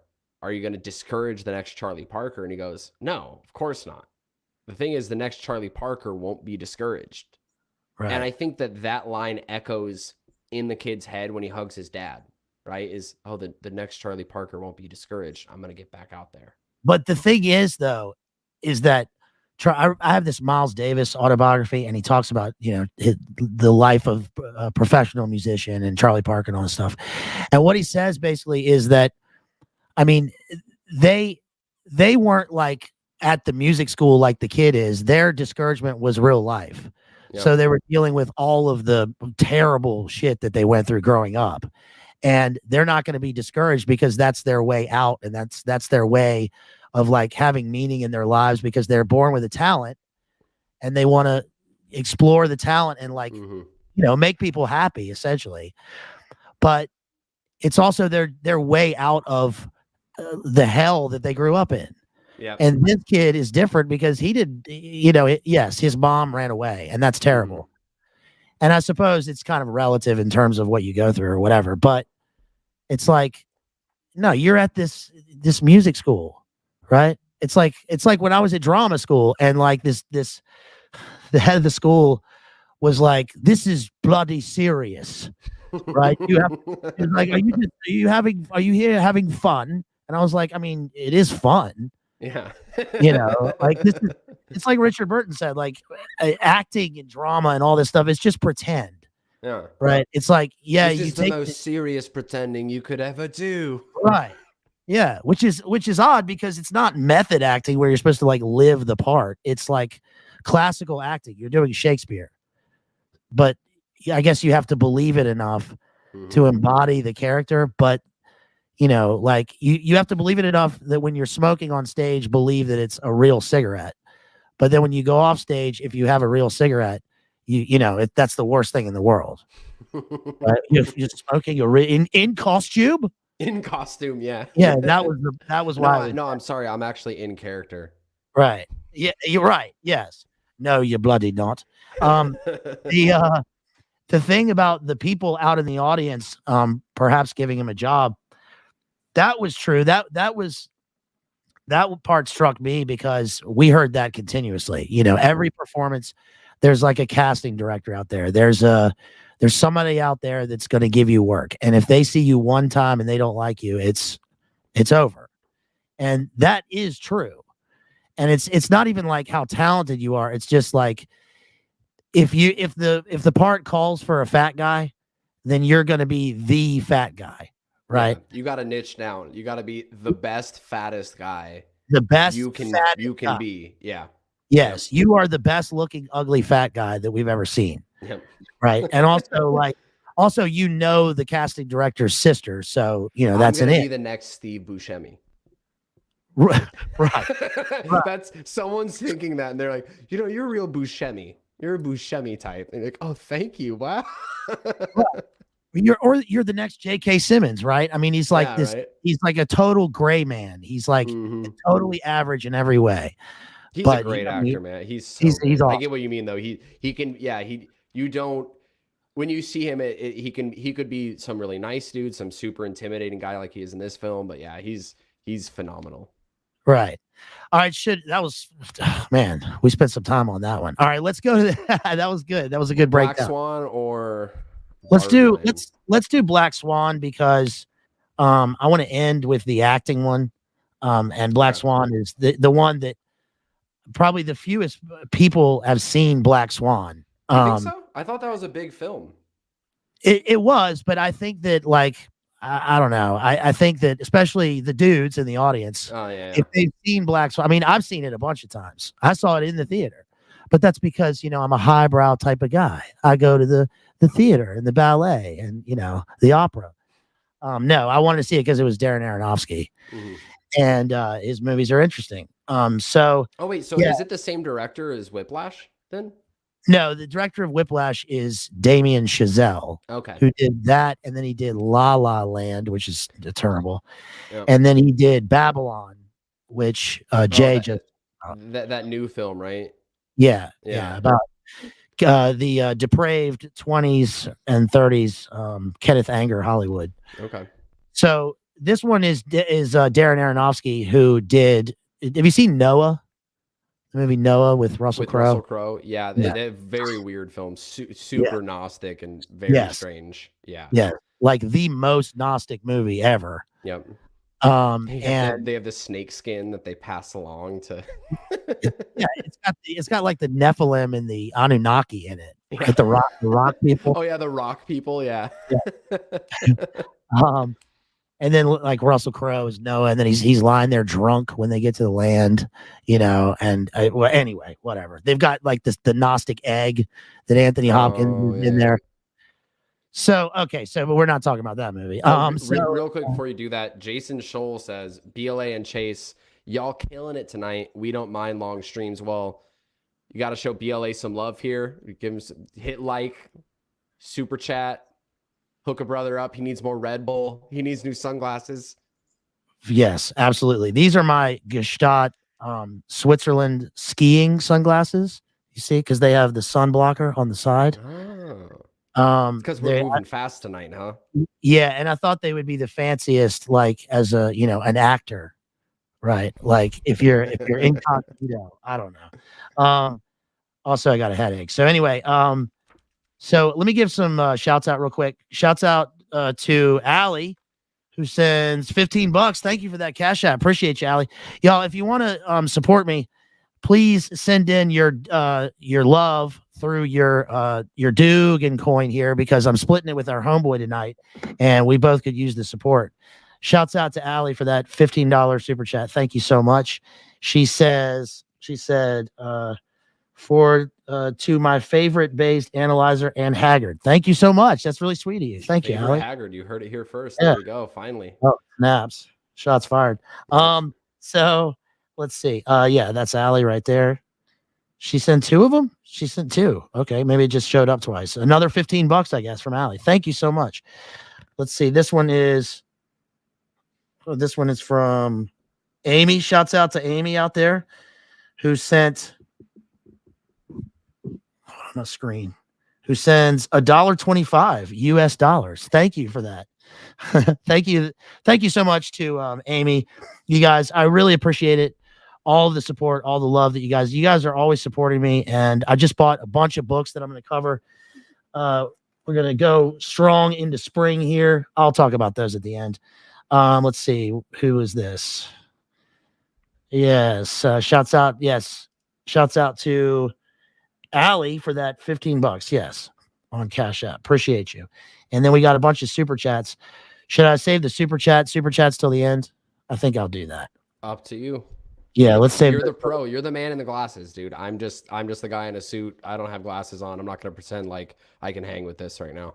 Well, it's kind of, it's paradoxical because we have like a chill vibe here tonight, and yet, you dress for success. So you guys drop some fat Dugan coin in here for your homeboy Jay for taking the time to look spiffy for y'all. I Because have to, David Patrick Harry, he got me turned on and looking spiffy on stream. So I'm trying to take him down a peg here. shouts out to Jason for that $10 super chat on PayPal. Appreciate you, homeboy. Thank you. Always supporting me. It means so much because, again, I just bought a fat stack of books, which set me back a pretty penny. And I can't really do that without you guys. So thank you so much. Really appreciate you. Yeah, smash that like. And if you want to share the stream, share it. All right. So should we go into Black Swan? Yeah, let's do it. All right. So you got Black Swan. Black Swan is directed by Darren Aronosky. This was what, 2010? Is one of the maybe. Yeah, it was somewhere in there. And when there was a spate of good movies that came out, a very short time span where they had some pretty strong, unique storylines. This, Children of Men, There Will Be Blood, a bunch of Darren Aronofsky films, and this one is pretty unique because number one, it's about a ballet dancer. Okay. So it's Natalie Portman playing this professional ballerina in New York. And basically she's living with her mom. She's a professional, she's in the company, and they find out that they're doing a new version of Swan Lake where the same ballerina is going to play both the white swan and the black swan. So it's, dualistic. And her problem is that she's like the perfect dancer. She's a great dancer, but as the white swan, because she's delicate and she's petite and delicate, right? She dances kind of by the book. And the director, who's played by what's the guy's name? He's French. The French dude who is in one of the Ocean's movies. Yeah, Vincent. He's good. I like him. Vincent Cassel. Yeah. I like him too. He's great in underrated movie Ocean's 12. Have you seen Ocean's 12? That's what I was bringing up. Ocean's. He's the bad guy in Ocean's 12. The guy who can break dances through all the lasers and stuff. Yeah, he does capoeira. Yeah, capoeira, like breakdance, movement through the lasers. And the soundtrack of that movie is awesome, by the way. Anyway, it's a great movie. He's great. His breakout film was La Haine in French. He's a great, French film actor. Black and white movie about hate. Anyway, he's really good, versatile. Anyway, so he plays the director and the artistic director, and he is very much I guess, who's the famous guy? Balanchine or Elmer Bernstein? I don't know. He's based on one of these ballet guys, and he's got like a scarf, and he's very black and gray, and he's but he's also highly like sexual. He's a total predator. Yeah, absolutely. He's an absolute predator. And his thing is that, this is for the work. This is for the art. But it doesn't mean that he's not also a predator, right? And he basically tells her, that you could have this if you could do certain, he says kind of creeperish things to her. That will like liberate her so that she can be the Black Swan. Then Mila Kunis comes in, and you want to talk about her, Mila Kunis, in the film, who she is and what she does. Yeah, I kind of wanted to back up a little bit on the beginning of the film. So if you don't mind, why don't you're doing a good synopsis of the whole film. Do you want to finish that up and then we can go back into more details? Okay, yeah. So basically what happens is Mila Kunis comes in, and she is like the Black Swan in every way. And she kind of works towards helping Natalie Portman to liberate herself, to like get in touch with her Black Swan side. She takes her out to a club. She does what do you call that? A Mickey. She spikes her drink or whatever. Yeah. She slips her a Mickey with ecstasy. And then Natalie Portman goes home. She has this weird relationship with her mom. She kind of breaks from her mother. Then she goes back, and she's now the star. She I'm leaving out the Winona Ryder part because we'll talk about that. But she goes to the ballet, she has the performance, and she experiences like a clear DID alter break. She breaks a mirror. Her psyche is sort of split. She goes from the white swan to playing the black swan, and she's perfect. She gets dropped at one point onto the stage by the dancer who can't like handle her. But she really like you in the movie, you see her transform into a swan. And then at the end, of course, the swan princess like jumps off and, kills herself in grief. And she does that in the play, but she has inadvertently, she stabbed Mila Kunis with a mirror shard, but it turns out that she has stabbed herself and she falls down. And then that's the end of the performance. And they say, it was so wonderful. Then they see that she's dying and she says, it was perfect. Yeah. She said, I'm perfect. I'm perfect. Yep. Right. And then it ends with a dissolve into white light. And that's the film. So what does it mean? Yeah. I think, so I think that was a great kind of overall synopsis of it. The play is based off of, I don't know the term of it, but it's a long movement of music. It's entire like whole compositions of Tchaikovsky called Swan Lake. Right. And that's what the play is based on. I've never seen the play, but the opening scene starts off with Swan, like one of the movements from Swan Lake starting out, and it opens up with Natalie Portman in a white dress. She's very angelic looking, very sweet looking. And it's a dream of her as in this play. And then she has a dream of then the black swan coming up and marionette dancing her, like moving her. And it's beautiful choreography, but it's frightening. And this predicts the whole rest of the film where the black swan is moving her body for her and making her dance like this. Then she wakes up, says, "Oh, I had a dream of this new choreography we were doing." And she talks in this very childish voice. We were doing a new choreography to the Black Swan. And then she sits down at the table with her mom, serves her a grapefruit, and then she goes, "Oh, look at it, pretty." And the mom looks at her and goes, "Pretty." And the mom and her have this strange infantile relationship, almost like a handler, where her mom treats her like a child. She's looking at herself in the beginning of the film. She sees a rash on the back of her shoulder where like her tank top or like bra strap goes. Her mom asks about it. She goes, "Oh, it's nothing." And the guy, like BLA was saying, director talks about this new version of the film with this girl had a dream, which this girl had a dream about, or the new version of the play, saying someone's going to dance both swans. Who can embody both swans? And when he says this, the film the camera cuts up, and it's a shot of him with two mirror panes, with the split being right in the middle, and it shows his face being split right down the middle, which is maybe you can get into the kind of common usage of mirrors in symbolizing dissociative identity disorder and things like that. Yeah, so that's a good point. I mean, because the movie, the symbolism in the movie is kind of it's overt. Right. I mean, her life is spent in front of mirrors because she's a ballet dancer. So she's always at the bar, right? I guess they call it. And she's always in the studio. And it's funny because all of the other dancers are kind of identical. They all, when they're all doing their movements, they all are doing the same movements at the same time. That's the part of the point. And when he comes in, it's interesting because he kind of taps people on the shoulder. And they are, they have these looks, "I made it." And it turns out they're the ones who didn't make it. And so again, it's like this sort of a ritualistic, you go through this trial and then you're going to make it. And that is essentially like what an audition process is.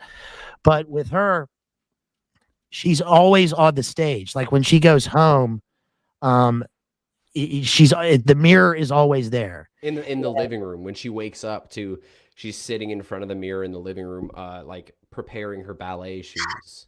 Yes, that's a great scene because it's so specific. Like we as the kind of uninformed audience are being kind of inducted into what it takes to be this dancer. And we see all the little specific things, how she gets her shoes, she breaks them. she has to like take the things out and then sew them back, and like, you know, she has to mold all of her clothes to her body. And then we see her like she cracks her feet and her ankles, you know. It's like, so we see that it's hard on her. These are the things that are hard on her. And like she really puts herself through it. Again, she's like Miles Teller in the last movie. She's completely dedicated to this. This is her life. But unlike the last movie where the parent was kind of, you know, aloof or whatever, in this one, her mom is, like you said, real. I mean, she's a pure handler. Yeah. She's obviously a former dancer herself, and she didn't make it. Yep. And so she's living vicariously through her daughter, but also she is so she's highly controlling, and she treats her daughter like a, you know, a child. Yeah, right? she infantilizes her.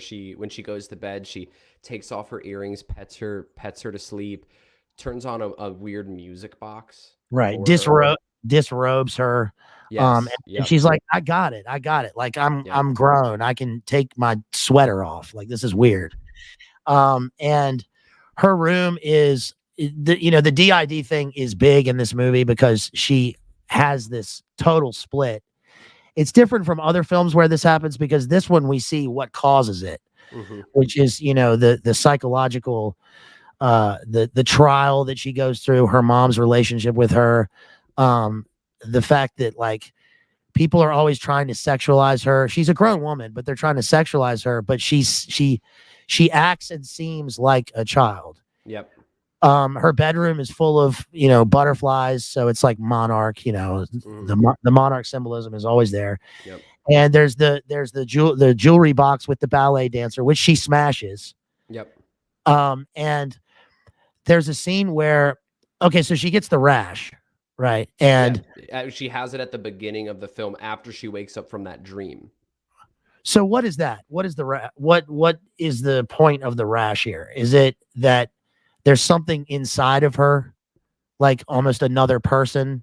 I think this is like the start of, because there is someone else inside of her. There are other people inside of her in terms of her psyche. Yeah.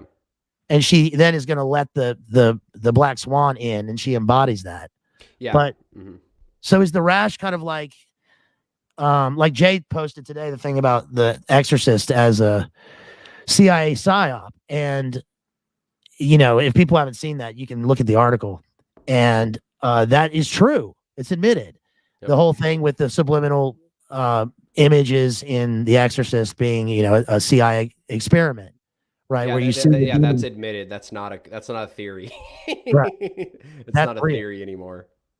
Right. So, you know, it's like aesthetic terrorism.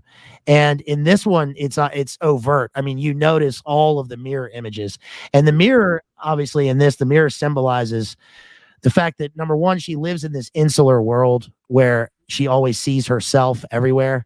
Yeah. But it's also that there are all these other people inside of her, because the faces in the mirrors change, and she sees herself on like strangers. Yep. Like after the ballet, she's walking home and she sees this woman in black, like walking. She's scared, you know, to walk down this thing. And then she's really scared because she sees her own face. Yeah. On the woman's, on the woman's face. And I think another aspect to the mirrors could be that she's always, because she's only focused on performing. And again, like we brought up at the beginning of the stream, it's just pursuit of the art for the art's sake, which is kind of placing themselves in the position of God, and they're worshiping themselves in just the art form. And there's no worldview besides it, no deeper meaning besides that. And I think it's partially with the mirrors that she's constantly looking, trying to perceive herself how someone from the outside would view her, you know, how they would perceive her. She's constantly always thinking about how she's perceived instead of just, you know, here I am, this is what I'm doing. You know, she's constantly thinking about that. And with the rash, like you brought up earlier, I think the dream was kind of, you know, this like demonic thing kind of knocking at the door. And then she had the rash. And then in her sleep, her mom at one point, when she goes to sleep after an episode deeper in the film, she wakes up and she has like mittens on her hands. And her mom goes, "You were scratching all night." And then when she's getting fitted for her Black Swan outfit, she's standing in front of the mirror and she's so happy and stuff. And she goes, And then she sees the reflection scratching at the itch, manically scratching for like 2 seconds, and it's a horrifying scene. And then she looks back at herself and it's like, huh? And the rash keeps growing as she keeps participating in these these sexual acts, this partying, this dissolution of herself. And she's told by the director, I never see you lose yourself. Perfection is not about control. And then he kisses her, and then she bites him. And then later he goes, hey, you did great today. Next rehearsal, don't forget to show me that bite. Right. Yes. She gets the part because of the bite. Yes. Right. Because that was her.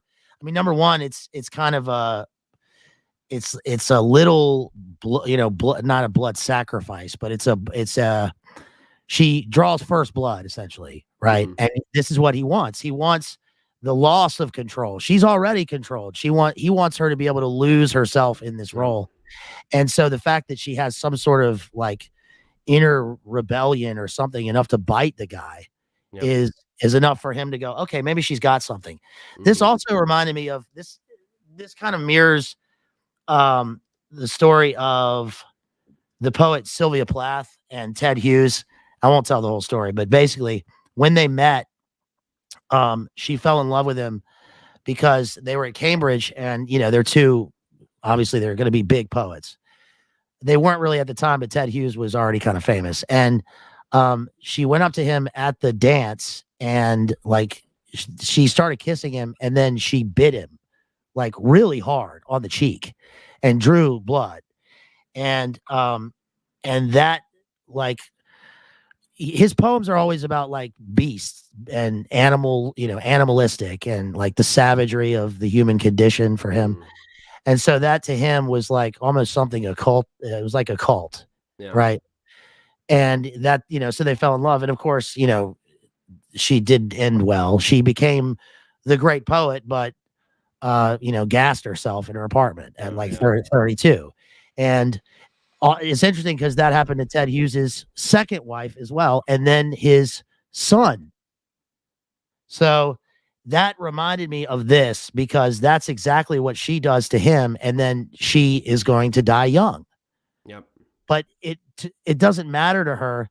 That's what she wants, because her mother failed at dancing, and she knows that she's not like her mother. She's already greater than her mother. But she wants to be able to escape like the prison planet, folks. She wants to be able to escape like the bounds of reality. She wants to transcend. I take this, spiritually. I think that she probably she doesn't know that she wants to do this, but she wants to have some sort of spiritual transcendence of perfection in terms of her art, which doesn't make it any less gnostic or nihilistic. Yep. No, I mean, well, that is the Gnostic thing, is because it's the achieving of this secret knowledge through hidden means and hidden hidden rituals, like all the stuff that she's doing. It's this secret knowledge instead of the an open actual worldview where it's like, no, like here's the goal, here's what you're trying to do. This isn't some secret knowledge. This is a personal relationship that you're trying to grow. And it's interesting you bring that up because early on in the film, she sees the Winona Ryder character, and she's not in the film that much, but you see, and I'm not used to seeing a very angry Winona Ryder, which was strange to see because she's always so meek, Yeah. And she's a good actress. She's a very good actress. She's always very meek, and she chucks a vase against the wall in her dressing room. And she's this aging starlet of a ballerina. You see her posters everywhere. And Natalie Portman walks into the room after she storms out, and she sits in there and she looks at herself in the mirror. And then she looks down at Winona Ryder's makeup or her lipstick, and she picks up the lipstick and she looks at it really lovingly. And right then she's kind of resigned to her fate. She knows she's going to end up an aging ballerina that's unhappy. Unless, she ends the film like the way she does. But she resigns herself to it right then.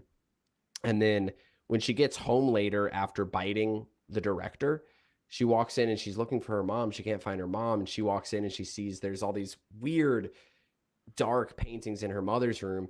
And it's a Yes. very cleverly done scene where one of the paintings in like the bottom left of the frame, its eyes just go, and you see it for like a split second, and it's hard to catch.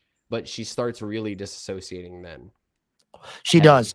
She sees continuous faces, and that scene is supposed to mirror. I think it's supposed to mirror the audience, right? I mean, there's always the whole point, like you said earlier, is that there's an audience. She's, you know, Always.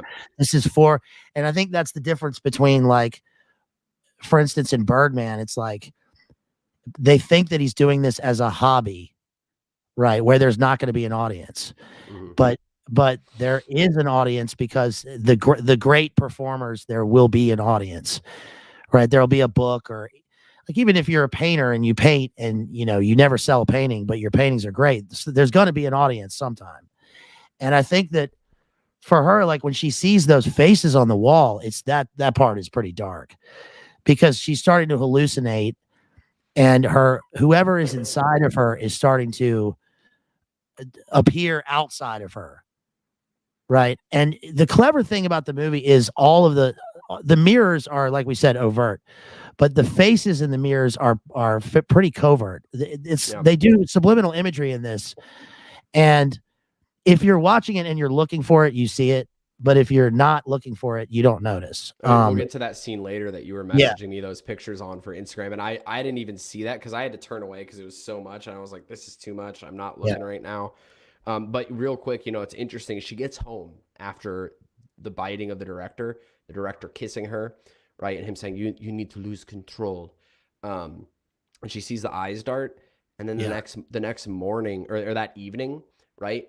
She takes a shower, and then she checks her back, and that rash is lightly bleeding now. So as she progressively goes and acts like the Black Swan, which is really just a nihilistic, you know, kind of hedonist, just doing whatever for pleasure, not thinking about anything.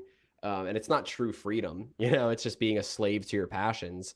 Right. The rash gets worse and worse and worse. And her mom, you know, what's interesting is this scene is reminds me a lot of how, you know, even the not leaked, but the admitted documents by the US government about, you know, MK Ultra, and those projects, the mom rewards her with a cake, and the daughter goes, well, you know, this is a small piece, mom. Mom cuts a piece. She goes, Mom, that's way too big. And she goes, fine, well, I'll just throw it out. And then she goes and tries to take away the reward instantly. Right. And go throw it away. And that's something that they did in MK Ultra programming, was reward, take away. Right. And so you didn't know if you were rewarded or punished at any point. You couldn't really tell what was going to happen. Yeah, that's a great point. I mean, so if you're looking at the movie like in a sort of Gnostic paradigm, I suppose that, you know, Vincent Cassel is the demiurge, I guess, and Mila Kunis is Sophia, right? The secret knowledge, yeah, and the mom, I don't know what the mom is. Winona Ryder is like the Candy Jones figure with the lip. Winona Ryder is like her future. Yeah, I think that what's kind of, I don't know, it's stark about Winona Ryder is that, again, it's meta Hollywood, because in Hollywood there's this veneer of that the actors are playing a role and it's not real. But the fact is that they are cast in movies because the casting directors, aside from, you know, culture creation and programming and all that, and Daniel Day-Lewis. Yes. And who went to Daniel Day? Yes, Daniel Day-Lewis went to my drama school. Oh wow, he's amazing. Yeah, and he was trained by that nasty woman that I was talking about. Oh, okay, wow. Yeah, she trained him. That's so cool. She didn't like to bring up names of people in films because film is like below her, right? True acting is it. Come on. But she's like, yes, he is the most dedicated man. And he showed up one time at school on his motorcycle. Like he rides a motorcycle with a helmet so he can't be recognized. And he would show up and he would talk to like the school secretary and her, you know, and then take off into the sunset or whatever. And he when he came out and applauded as he drove off. Yeah. Well, I almost got run over by Patrick Stewart, Captain Picard. Yeah. at a party one time. There was a party at school for the 50th anniversary of Les Mis, because the dude who wrote Les Mis had something to do with the school. Cameron McIntosh, this guy, and Jeremy Irons, and all these people showed up at school. And Patrick Stewart was like driving into the parking lot in a Range Rover, and the guy almost like ran over me as I was walking. So I like gave him, oi, mate. Right? And then I, like right as I did that, I was like, this is probably somebody. Yeah. Right. Somebody, this is going to be some big person who's going to determine my, career or whatever. And it was Patrick Stewart. But anyway, he was a nice fella. Anyway, so the mother and Winona Ryder are both kind of in the same boat, because Winona Ryder had the career and now she's old and haggard. Right. And I'm out of here. See you guys. That was no. That's what Norm Macdonald said about Paul McCartney and George Harrison. He said they both look haggard. They're just haggard looking guys. That's a great name. Yeah. So, but the mother didn't make it, and she controls her daughter. She wants her to make it, but then she like locks her in the room at the end of the movie when her big performance is on. She when it comes to like the testing point, she's like, no, you're not gonna. When Mila Kunis comes over and they're gonna go out, right? She's like psychotic. Come inside, darling. It's a school night. It's like she's 24 or something. Yeah. Right. So your dinner. Yeah, the mother is absolutely insane, and it's Barbara Hershey. And just she looks crazy. Yes, they cast her obviously because she looks like a demonic woman. Like her face is hallucinatory. It's like really twisted. Okay, so what else? So the mom threatens to throw out her cake after giving her a reward. Very MK Ultra handlerish. At one point, the director says to her, the next day at practice or at rehearsal or training or whatever they call it, you need to become your evil twin. And so he's just feeding this the whole time, right? She has a hallucination in the bathroom where she peels off a bunch of her skin from like the tip of her middle finger, like all the way up. It's very, very horrifying. Was that her left hand? What was that the left hand path? I don't know which hand it was. I don't know which hand it was either. It's kind of irrelevant, but the fact is that like her skin is peeling off. Yeah. And she realizes she's hallucinating because afterwards, and she's very much in pain when she's peeling it off. Right. And then like a knock comes at the door and it's Mila Kunis, and she tries to like hang out with her in there, but she doesn't have any blood on her hands. And then the director, she sees the director calling the aging starlet Winona Ryder my little princess. Later, privately talking to her, he asks if she's a virgin or not, and he describes the white swan as a virgin and all these things, and she doesn't answer. Later, the aging ballerina star, she walks out in front of a car and she gets hit, and you don't see this happen. She gets hit, and he says, I think she did it on purpose. She's wild.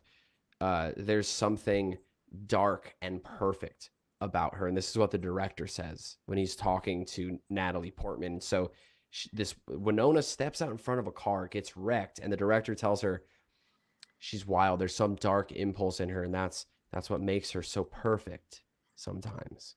So this is the second movie where somebody gets hit by a car. Right. And the difference, it's like a Deus Ex Machina, but the difference is in the former movie, he perseveres and he goes on, like, they're going to break him, but he pushes through it. In this one, it signifies her, I don't know what her end, it's her giving herself up, because she has there's a shot and a scene where Natalie Portman visits her in the hospital, and you see her leg, and it's like, she can never dance again, right? Like the leg has it's like got all these metal rods in it and stuff. And I think it's her resigning herself to that, but trying because she says to the director before she does this, like, I'm gonna come by your house, I have something for you, like Oh super yeah. angry.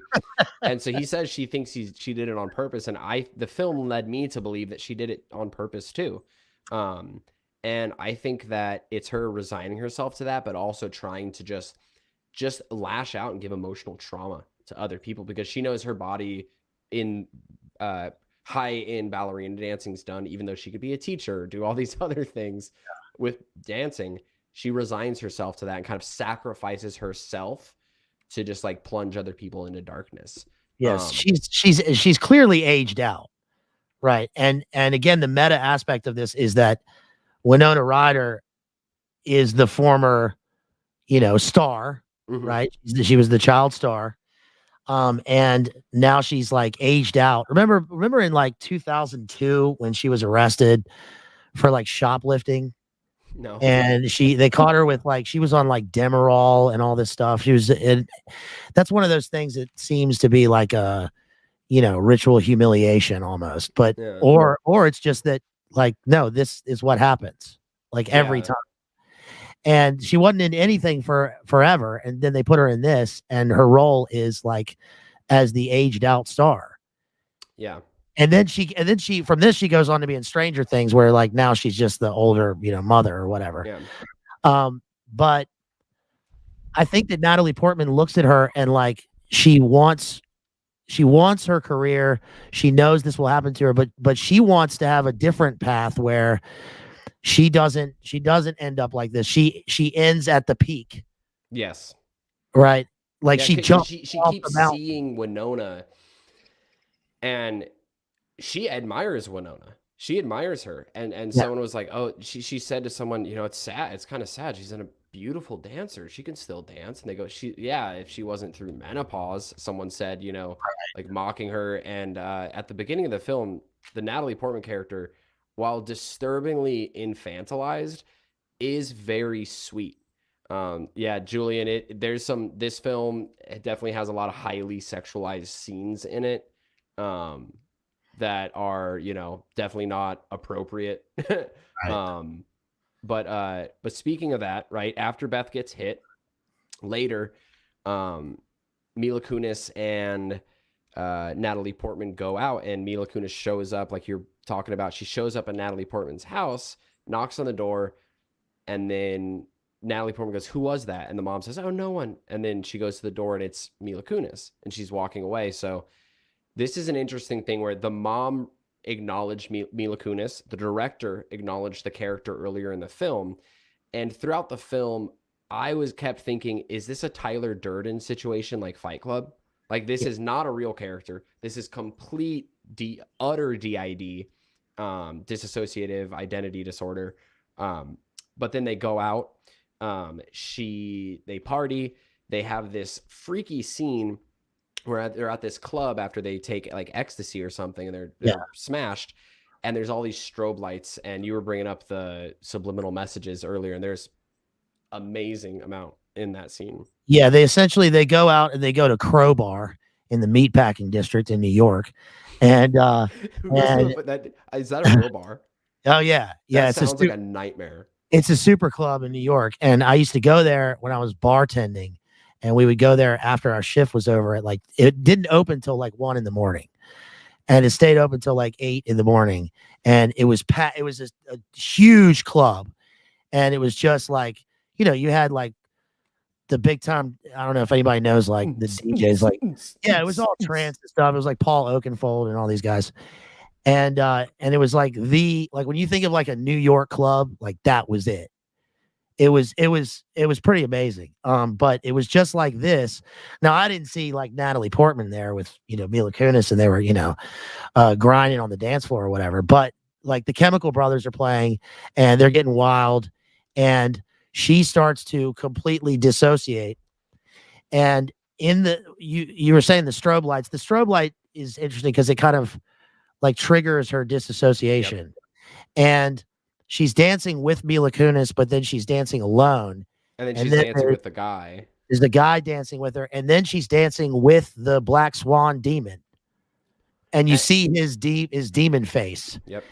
And this is wild because she's done exactly what the dude said that he wanted her to do, which was like let go Lose and control. liberate. Yeah, Do lose you have control. any of those photos that you can pull up? Let me see if I can pull it up because I gotta Because download. those are great. Because Yeah. he grabbed some shots that I didn't even notice at first. Because with all these strobe lights happening and all the subliminal messages, I saw a couple weird things, and I was like, okay, I get it. Like I just didn't want to look. I was watching the film late at night, and Yeah. I just didn't want to look at that point. And the I guess my camera went all blurry, but Oh, hey, hold all on. good. Sorry. But then everyone turns into her. Like her face is everywhere. Her face is on every single person at the club.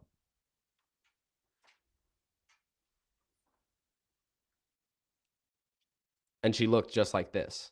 This is what she looked like.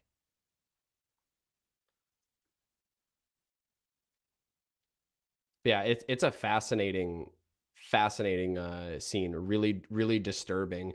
And then after that scene, um she wakes up in the bathroom and she's like kissing a dude and doing the deed with a guy, and then she wakes up there and then she just pushes him away. Let me see if BLA, did he lag out? Did you lag out, bro? I think he may have. I'm still here. Okay, cool. Just making Sorry. sure. No, I'm just all looking. good. I'm so bad at tech. I'm such a slow boy with tech. I'll keep talking for a second, but she leaves the the bathroom where she's being intimate with this guy, kissing him and other stuff, and she goes and she's leaving, and then she bumps into Mila Kunis. Mila Kunis and her grab a cab, and Mila Kunis like starts touching her in the cab, and then she stops it and like holds her hand. They go to her house. The mom just looks at Natalie Portman and is like, "Where have you been? What have you been doing?" And she goes, "Well, his name's Tom and Jeff and this and this." And she's laughing, right? And the mom's crying because, even though the mom's weird, who wouldn't be freaking out hearing their daughter speak like this? Everyone would. And the girl runs in the room, puts a bar across the door, and then has this scene where she has a love scene with Mila Kunis. And then she wakes up in the morning and Mila Kunis isn't there and she's late to go to rehearsal. And she gets to rehearsal and she's like, "You didn't wake me up, or I slept in, blah, blah, blah." And Mila Kunis is like, "Yeah, like, I had a rough night too. We had a great night, but like, yeah, I struggled to get up too." And Natalie Portman goes, "Why didn't you wake me up?" And she goes, "What are you talking about?" And Natalie Portman says, "You spent the night." She goes, "No, I didn't. I went home with Jeff," or whatever. And so at this point, she's totally disassociated. She is now, instead of having these little moments, she's having entire passages of time pass where she thinks she's with someone, but she's not really with them. I think you may be muted if you were talking. Yeah, I was talking to the computer because it's like impossible to get the image and then put it in a PDF and then put it in a StreamYard because I'm like sitting here like drooling glue and eating crayons. So yeah, I need somebody way more tech savvy to do this live. But suffice it to say that the subliminal imagery is pretty it's scary, you guys. And again, if you're not looking, then if you don't have eyes to see, then you won't see it. Unless you look for the little things in film and you're a film nerd. But what's funny about the Black Swan demon is that at the end of the film, in the actual when they're backstage, she walks past the actor who's playing the dancer, and he goes, "Hey." And it's like it's weird in the movie because it's like, "Oh, I'm just a regular fella. Hey." Yeah, And and none of the other dancers are speaking to her because everyone's in the zone, ready to go, and he's the only one to say something before this mass performance.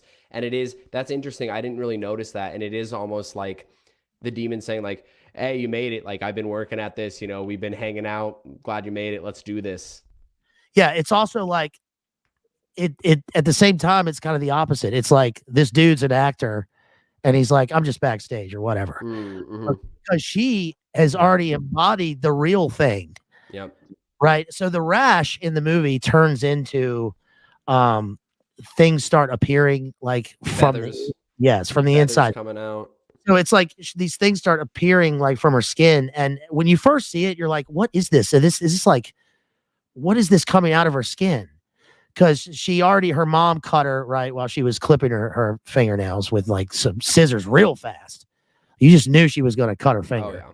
And then she pulled her hangnail like all the way up her arm. That was horrible. And the lady is like manipulating her body, right? She's like sticking her hand in her lung. Yeah. Oh gosh, that scene that was actually one of the scariest scenes to me. I was like, dude, this is. She's like, your diaphragm is up in your neck right now. I'm going to move it down into your body. And so she's like manipulating her. So in other words, she's being manipulated like in a lot of different directions. And she needs to gain control of who she is for this role and then lose who she is. Yep. Ego death. Yep. And then the interesting thing is that so after this scene, this demonic scene where she, you know, has all this hallucination at the club, goes home, has this fantasy about being with Mila Kunis. She dances, right, that day, practices. Yes. And the director tells her, you had a breakthrough this morning. And so every time that she goes and she does something that's more and more just wild and hedonistic, he's just encouraging her, you had a breakthrough. You had a breakthrough this morning. And she pulls out the feather from her.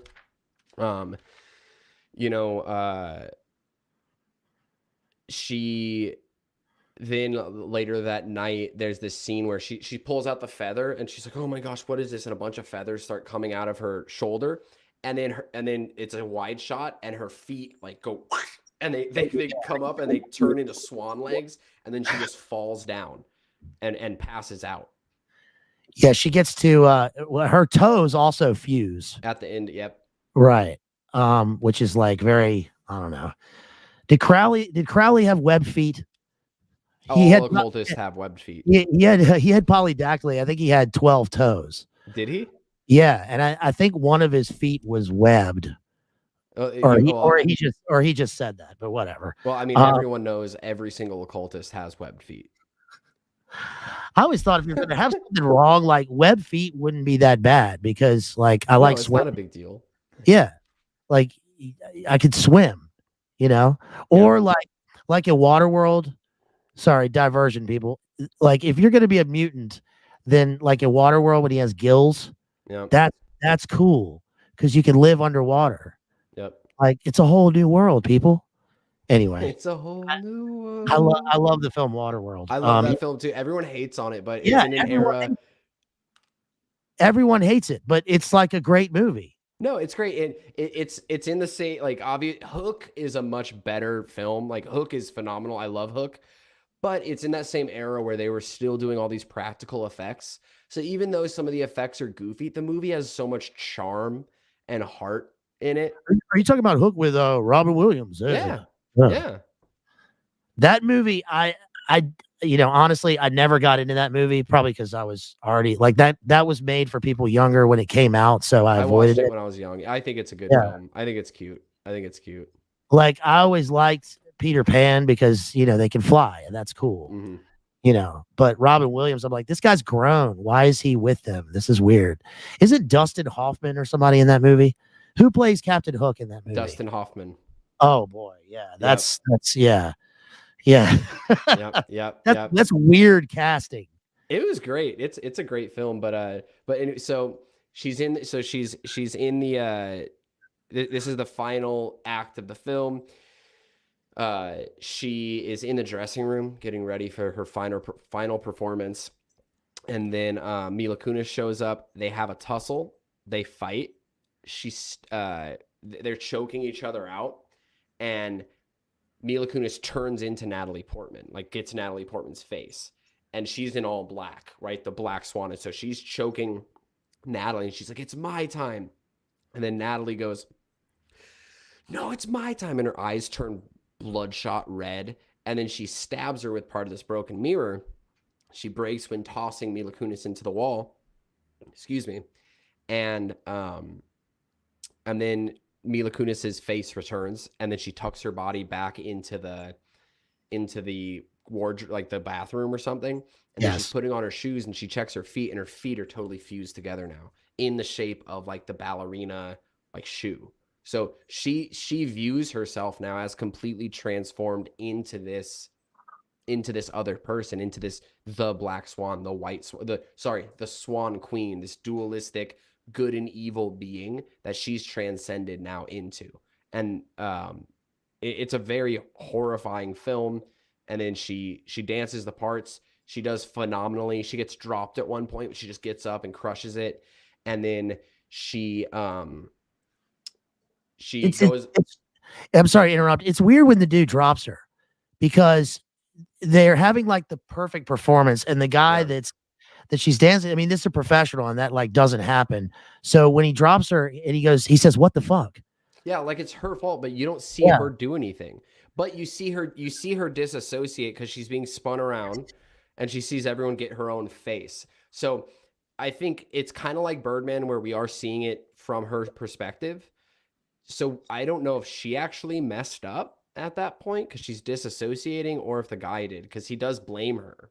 He does. Yeah. I thought it was kind of just that she's so light and ethereal throughout the movie, right? She's childlike and all this stuff. And now I'm probably going too far with this symbolism, but it's like she's the heaviness of this. She's two people now. Yeah. Right. She's not just one person. And that seems to be indicated by like, she's extraordinarily heavy all of a sudden, and he can't hold her, and he drops her. And also it's like dropping her is like she's fallen, right? She's falling. She's transformed, but now she's fallen, and this would injure her, but it doesn't. Like she's superhuman at this point. She fell right on her knee.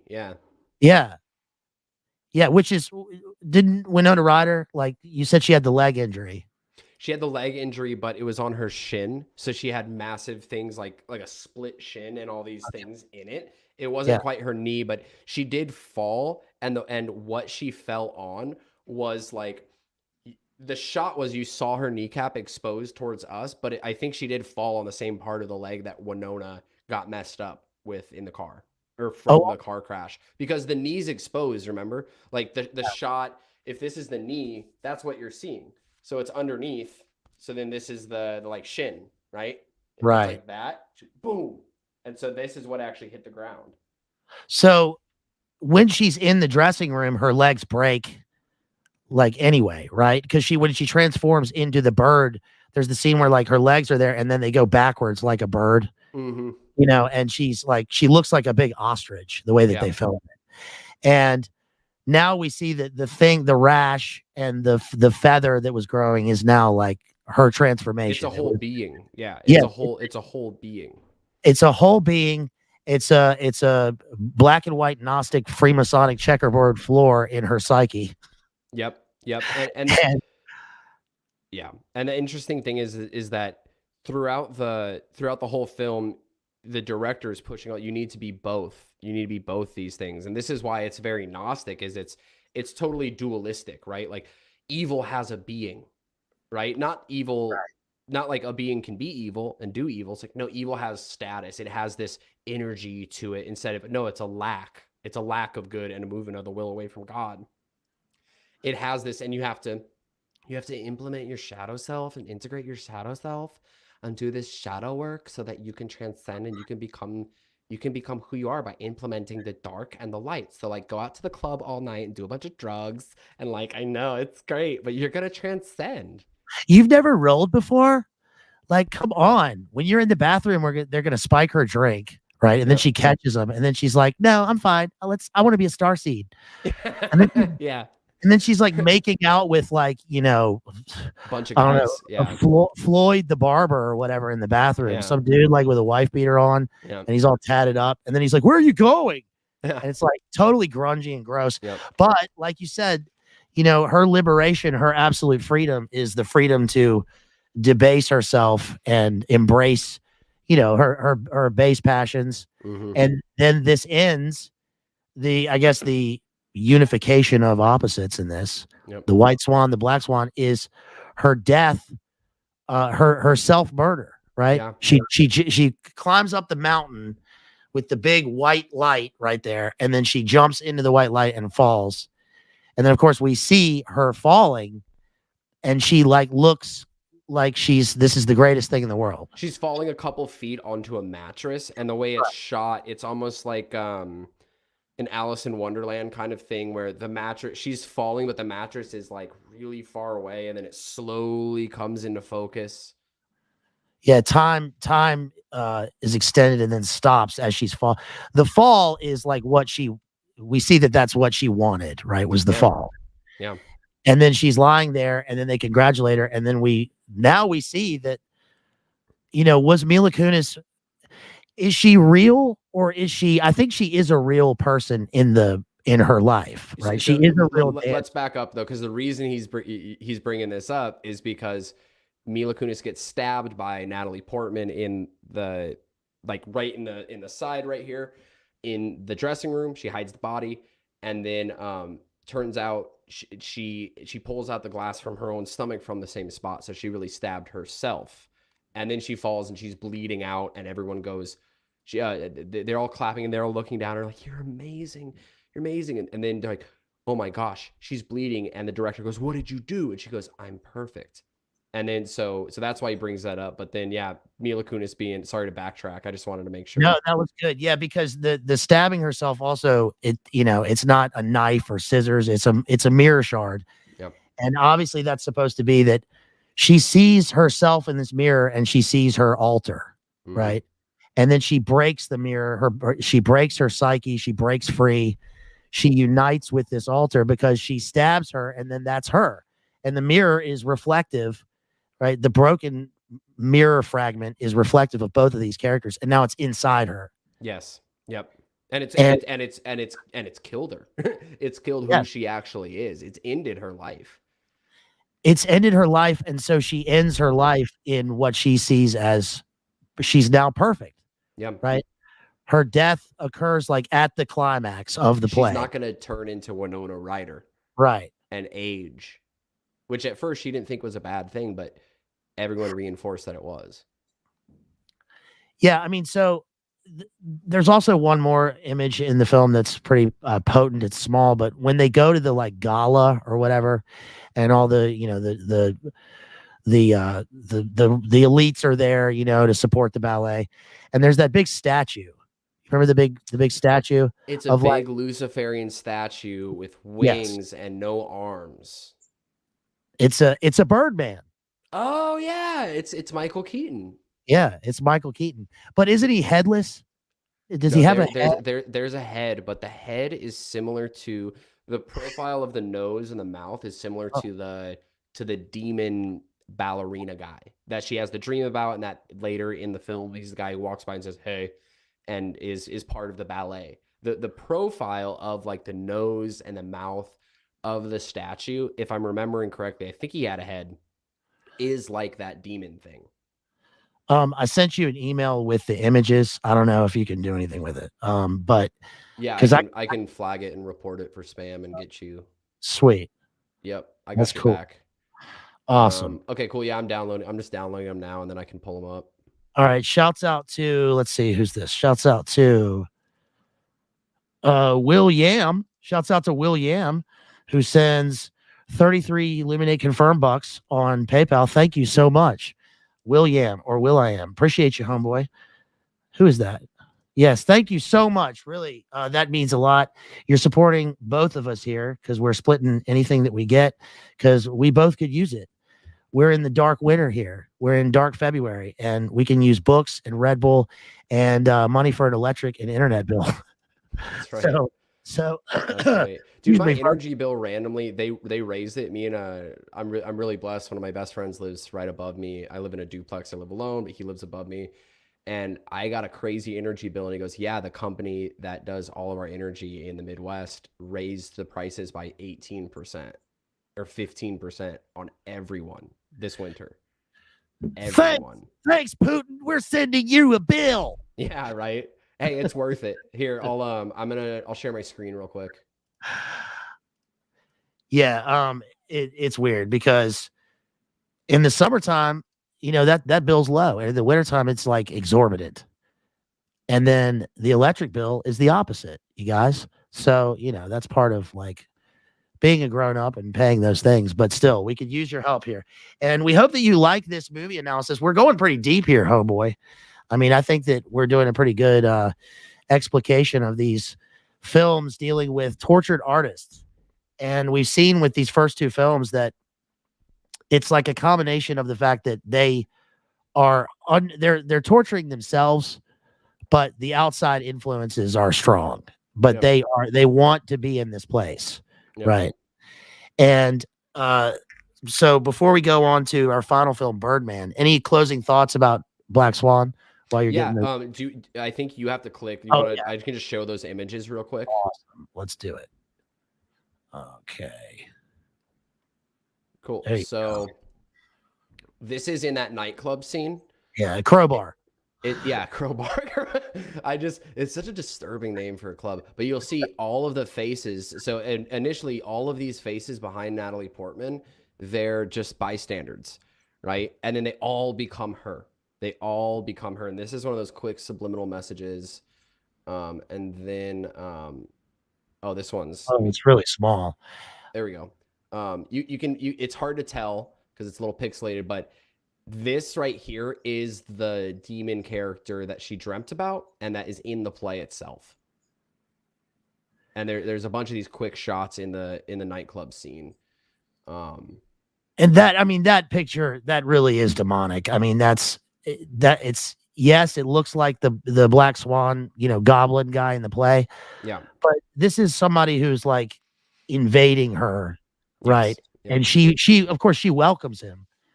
And there is a kind of a sex magic sort of you know, aspect to the film because of what happens when she brings Mila Kunis back.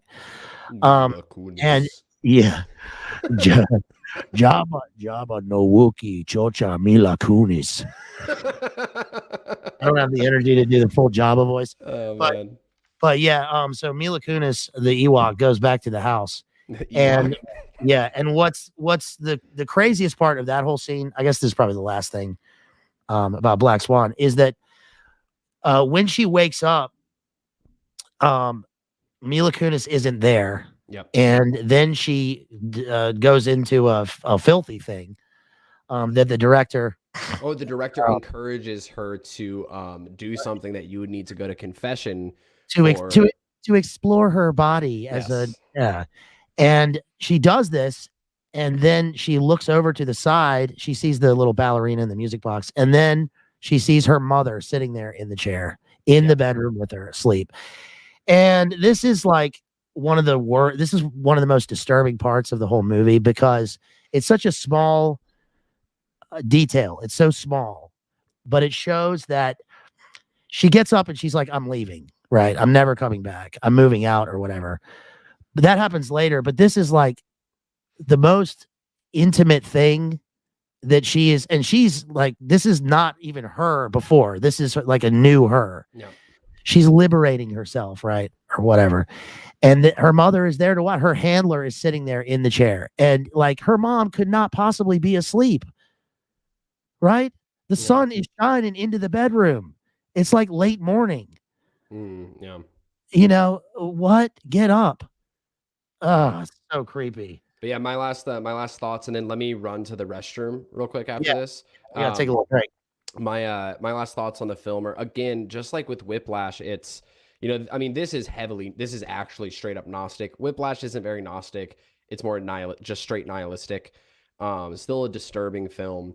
But this film is super Gnostic. And again, though, what I get from it is these people, like these like tortured artists that are so easily brought into these states.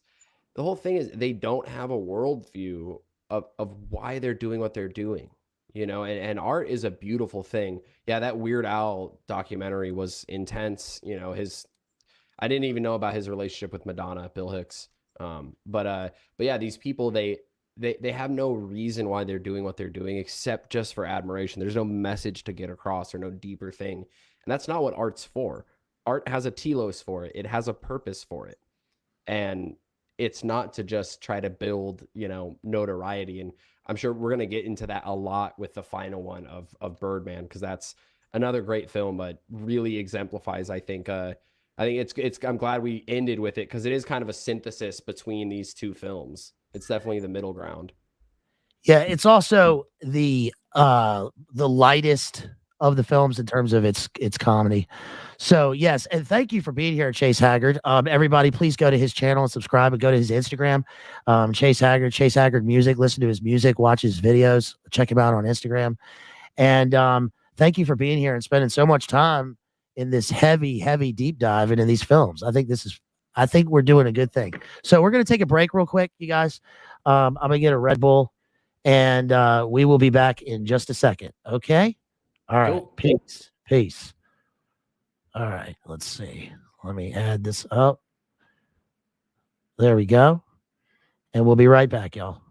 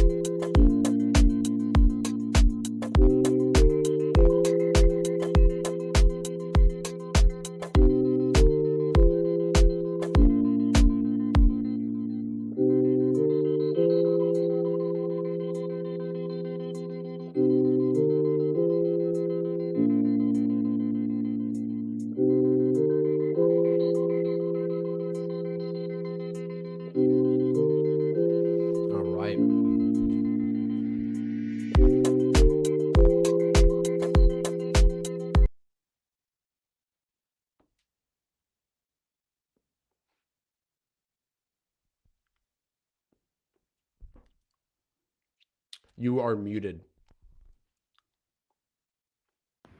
I was double muted. All right. What's up, y'all? We're back. Thank you so much. Oh man, I was holding in a cough for like an hour.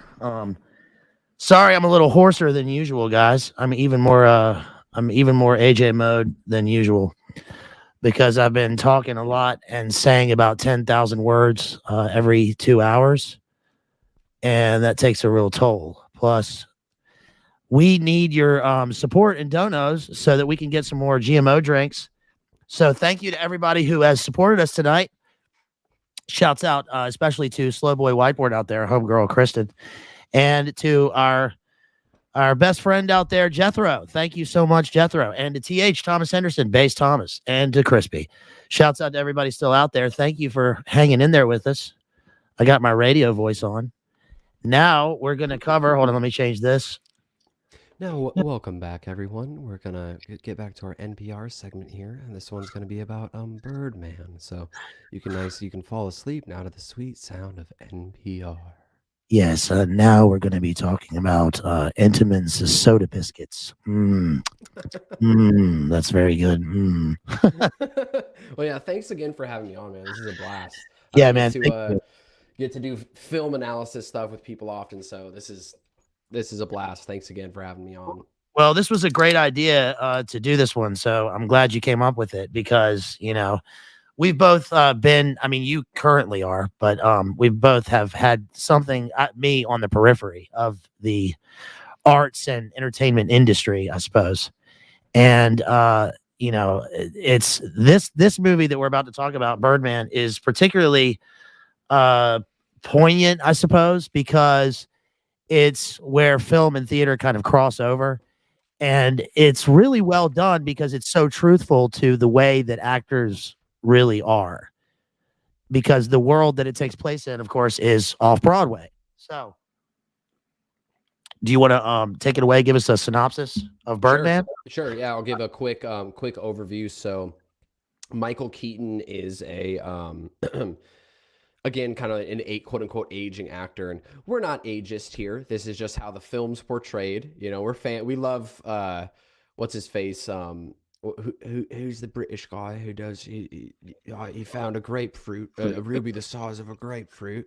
Michael Caine. Michael Caine. We love Michael Caine. Michael Caine. So Michael Keaton, not Michael Caine. Probably the same person, but we can get into that on another stream. Well, interesting fact about Michael Keaton. Do you know what his real name is? Michael Caine. Michael. Right. Michael Caine with a K. Yeah, Michael Keaton's real name is Michael Douglas. Oh, yeah, like like the Michael Douglas of Kirk. Yeah. I'm gay actor Michael Douglas, and I am. So that's his real name. Sorry to interrupt. That was just a factoid. No, all good. So Michael Caine plays Michael Keaton, playing an actor in this film who was famous for playing Birdman, which is obviously kind of and I think this was produced by Michael Keaton. I'm sure it was. Yeah, I think this was produced by Michael Keaton. If not, it was written with him in mind, or written with like George Clooney in mind for it, because the Birdman character is basically a Batman character but with powers.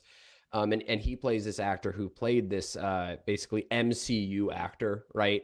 And he's putting on a play, a very dramatic Broadway play that he thinks is going to put him on the map as someone serious, a serious actor. When he does interviews with people, all they care about is, oh, Birdman 4? You're going to do Birdman 4? And his daughter, Emma Stone, is a girl who's out of rehab for some kind of drug abuse. She's very numb. Edward Norton plays this scintillating actor that is hot on Broadway, but he can't feel anything in real life. He can only feel things on the stage, which is kind of comical. And it's this struggle to get this play put on and produced and get everyone in there, and a struggle for this actor to feel validated. And it ends with him, the character in the play, shoots himself, and it ends with Michael Keaton, the real character, bringing a real gun on stage and shooting himself on stage. And he shoots his nose off, and he wakes up, and he has bandages on. He looks like the Birdman character, and the Birdman character, he's constantly hallucinating, is talking to him, and other things that we'll get into. And then it ends with him taking off the bandages, can't recognize himself, and then he goes out the window, and his daughter looks down, looks for his body, and then looks up and smiles as if he flew off. And that's how the film ended. And that's a short overview of the whole film. Right. That was excellent. So the thing about this one that's different is that it's like a magical realist film. It's like it's directed by Iñárritu, this Spanish director, and he and what's his name, Alfonso Cuarón, and the other guy, Guillermo del Toro, is that it? Jerry and I covered his TV show. Anyway, the Spanish directors, and one of them is Mexican. I think it's Iñárritu, this guy. Anyway, they had this like whole spate of great films, and this one is so interesting because it's like it's meta on a few different levels, and yet it's about the artist striving for a kind of perfection and like transcending. But of course, is he transcending through death? Because like Natalie Portman in the last movie, he puts on the perfect performance and they tell him he's going to live forever. And now he will never top that. He'll never do another performance because he's gone. He's flown away. Yep. Right into the sun. And yeah, it has to be Michael Keaton. It couldn't be any other, like for instance, Batman actor, because part of the movie is about how he had this role that was amazing and he could have gone on and carried on with the role, but he decided not to and to do other films. So Michael Keaton did like the 2 Batman movies, right? And the second one, I mean, it's like, okay, we get it. You're doing this for money. We get it, right? But then even he was like, I'm not doing this anymore. And then everyone's played Batman. Yeah. And also George Clooney is like never been not famous. Yeah, he's never kind of faded away. That's a good point. Yeah, Michael Keaton, on the other hand, like has always done great work. Yeah. But he's kind of like, it's kind of like he's an actor's actor in a way. We can see him doing theater work. And Hollywood actors do Broadway for like really just like a couple of different reasons. One is to gain sort of credibility as a serious actor. And the other is when they need to make their way back into the industry, like into film, because they haven't worked in a while. Because to them, theater is like serious art. Yeah. Which, you know, I don't know, you can think whatever, but the fact is like that even the theater critic in the movie, that woman, Paula Cale or whoever she's supposed to be. And by the way, I was telling Chase earlier, yeah, that theater critic's kind of hot, y'all. Is that weird? She's this old, callous, cold woman. Yeah, but she's got she got some sort of. Yeah, I like her attitude, right? She's like, I'm going to destroy your play. I'm like, okay. Because Michael Keaton, like there was a kind of a weird chemistry between them when he was doing his monologue about how she's nothing. She's small. And you expect at the end of that monologue, it's so good that she's going to go, okay, I'll give you a chance. That right there was real acting. Because he's so passionate. He's convincing. But instead she's like, no, I'm going to destroy you. Yep. And then of course that's the moment when we need that in the narrative, because again, that's like going to the bottom. The bottom for him, of course, is, I mean, what do you think it is? Do you think it's when he gets locked out of the theater and he has to walk through Times Square in his underwear? Yeah, and he's in his underwear. Yeah, I think because he's in his underwear, so he's exposed. Yes, he's naked. So I think that is kind of bottom for him. But because I think that he brings the gun on stage because he wants to just be remembered. But maybe should we back up though?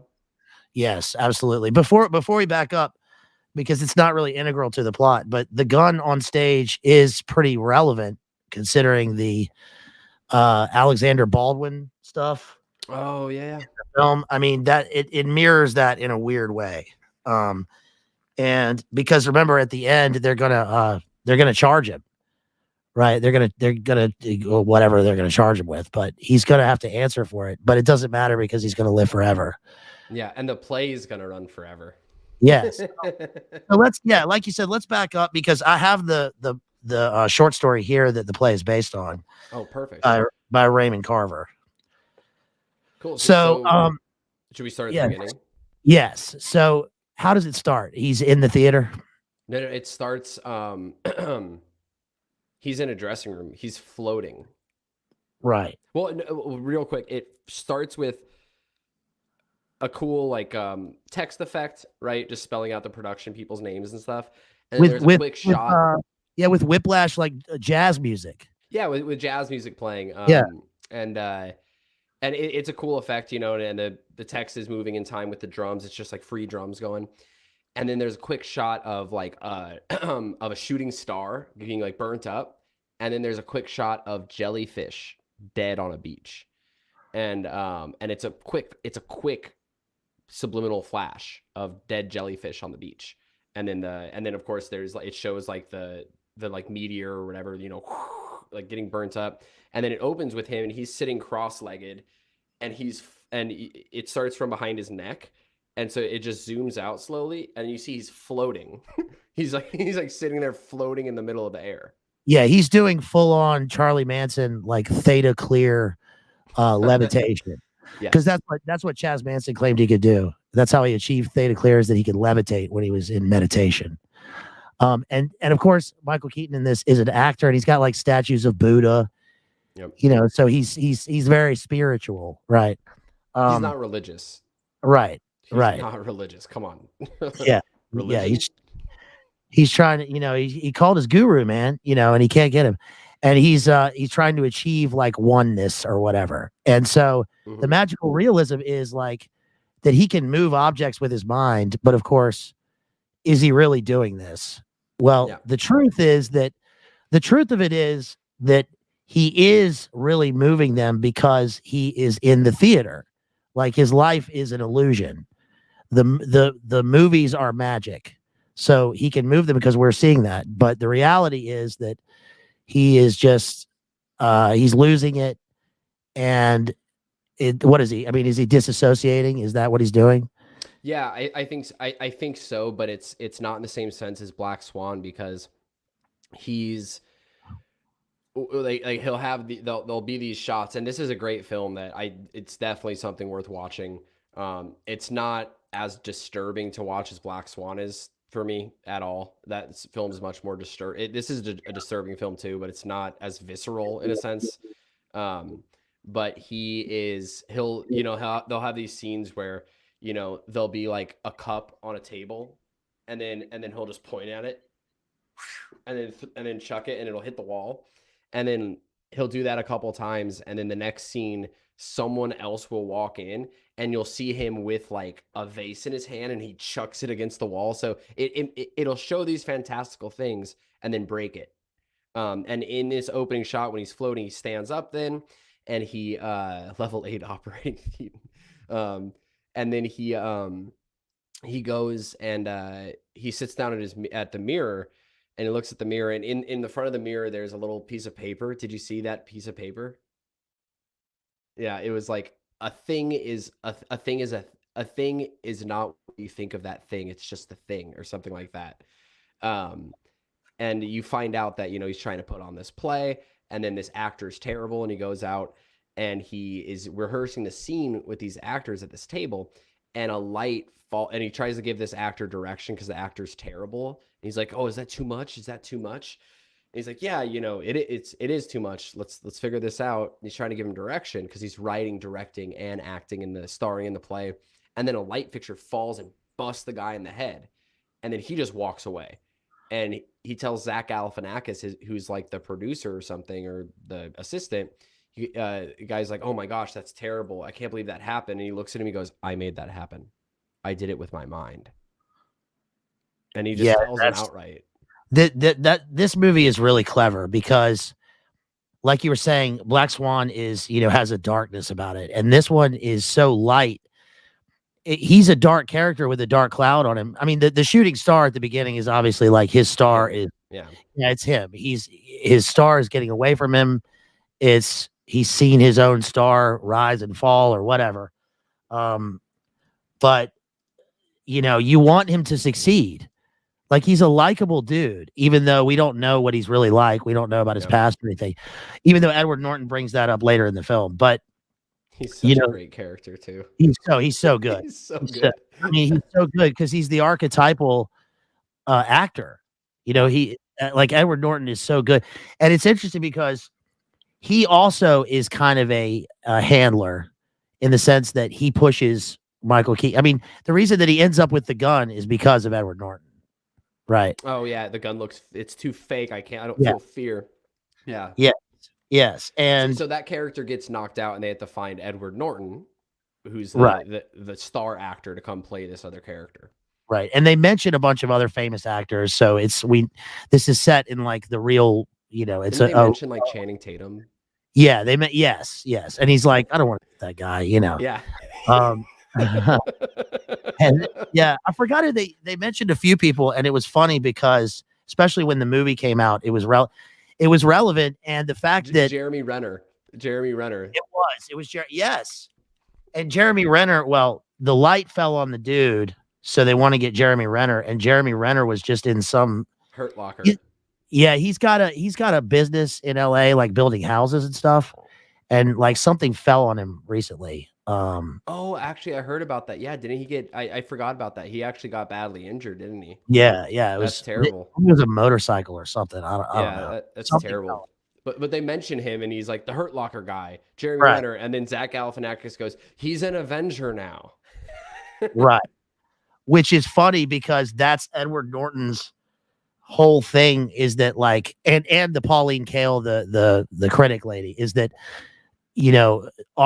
Theater and film have turned into this comic joke where there's nothing like truthful anymore. There's no real drama. It's just violence and explosions. Yes. And everyone in this movie is in those films. Yeah. Like, including like Michael Keaton, of course. Even Edward Norton, he was Hulk. Yep. He was good too. He was. So let's see. So he's floating in his dressing room. His dressing room, by the way, is so like, that's so true. The way that his dressing room is, like, he's doing his makeup. He's got the mirror and stuff. He's got the statue of Buddha. He's got a big framed poster of Birdman that somebody gave him. Little notes to himself. I don't know who he's quoting when he reads that note, but it's a lot like, what's her name? Gertrude Stein. A rose is a rose is a rose. Mm. So I think that's the point of that, maybe, is that he's grounding himself. Like, it's notes that he's supposed to follow, I think. Like, I think it's supposed to show, he's supposed to be, I don't know, seeing a therapist or something like this, and he's supposed to be grounding himself, but he's not actually doing that. Because he doesn't behave in any of those ways of acknowledging these notes ever in the entire film. Right. Yeah, that's interesting because he's like on his little Hollywood spiritual journey of transcendentalism, and it's all just there, but he doesn't do any of those things. You're right. It's weird because he's a great actor. Like, in all the scenes where he's acting, he is great. Yeah. But is that because we're watching former Batman Michael Keaton, who's playing Michael Caine, playing Michael Keaton, playing Batman? Yeah. Right, exactly. And he finds, like, he's in the kitchen and he finds rubies the size of grapefruits. And it's weird that the play within the play is Raymond Carver, who wrote the play. In the play is called What We Talk About When We Talk About Love. And it's a book of short stories. Raymond Carver's a real dude. When I saw this movie, I was like, is this made up for the movie? But Raymond Carver was a real writer who was like a big time short story writer. He elevated the genre, especially in the 80s, but he was an alcoholic and he died of alcoholism, just like they say in the film. But the short story that the play is based on is very short, even for a short story. And it's about basically a doctor who Michael Keaton is playing in the play, who there are two relationships and they're falling apart. And one is a doctor, and he talks about like how basically like life is terror. Okay, life, you know, I've seen all this terrible stuff. And he's breaking apart from his wife. His wife is cheating on him. And then he comes in with he's tried to kill himself. He drank Gin. strychnine. Oh, okay. Yeah, he's an alcoholic, and that is in the movie, right? They're constantly drinking, but he drinks like strychnine or something, and like it says that it like empties out his insides, but he lives, and his gums recede, so he has fangs, Oh, and wow. he's abusive to his wife. The whole point is that he's abusive to his wife, but she don't want to leave because she thinks that his hate is love. Love. Okay. And so when they talk about love, it's like many different things, even though it hurts them. Mm. And that's essentially what happens in the movie, you know, even with his daughter, with Emma Stone, right? Because when she's with Edward Norton, he's like, did your dad, you know, did he hit you? Did he, you know, do this stuff? And she's like, no, he made a movie and made money and then he left. And then he came back and now he's trying really hard. Right. Yeah. And she's like, oops.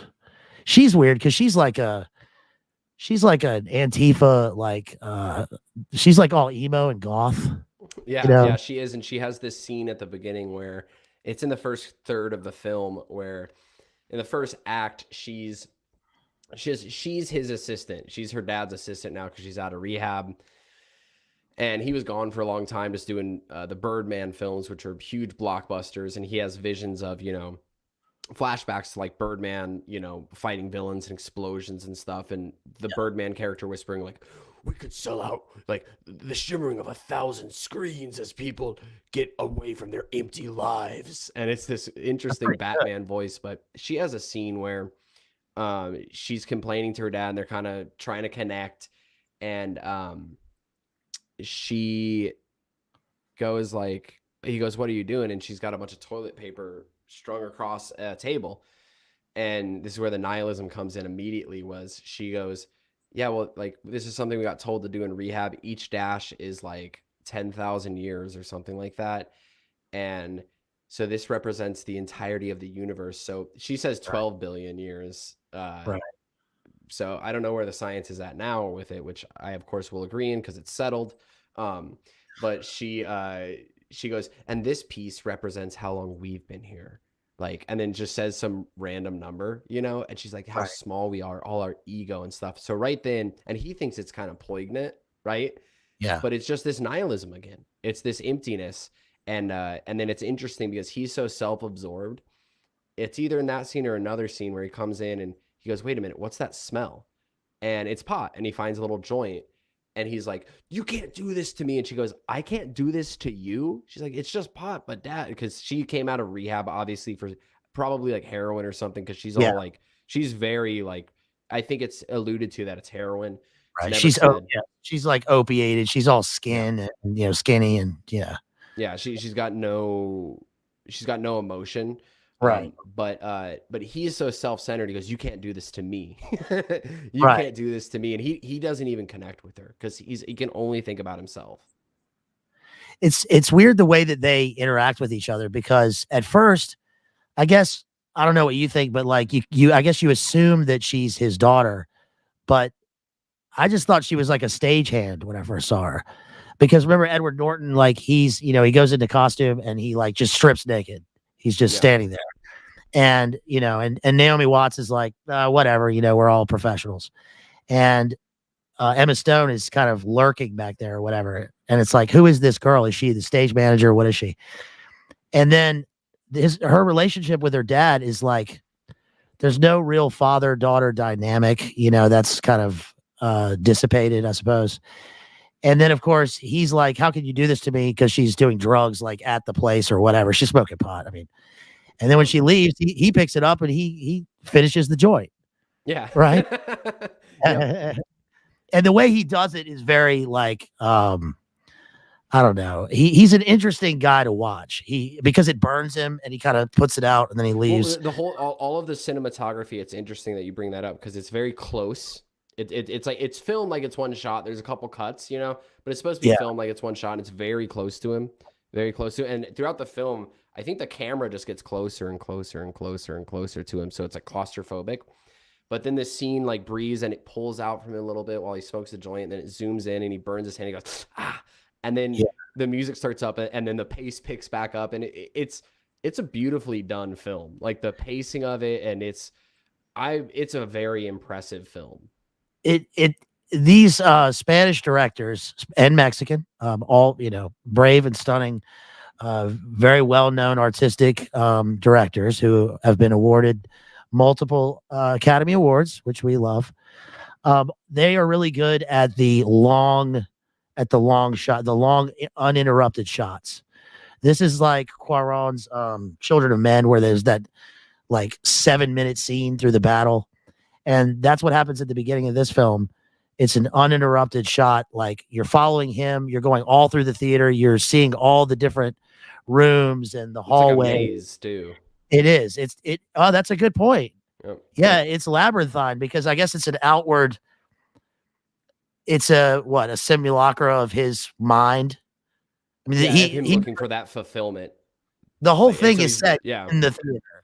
Mm-hmm. Because we only see Birdman really, we hear his voice inside, but we see him out on the streets outside of the theater when he's walking around. So the only times that Keaton is outside are when he walks briefly to the bar, right? He's got his underwear on and he runs through Times Square. That's humiliation. He flies, and I think that's it. So the outside is like him breaking out of this maze that he's locked in the inside of the theater. And it really is like, it's really well done in labyrinthine, like you said. And the other characters are interesting because they are obviously, working actors, but they're kind of throwaway characters.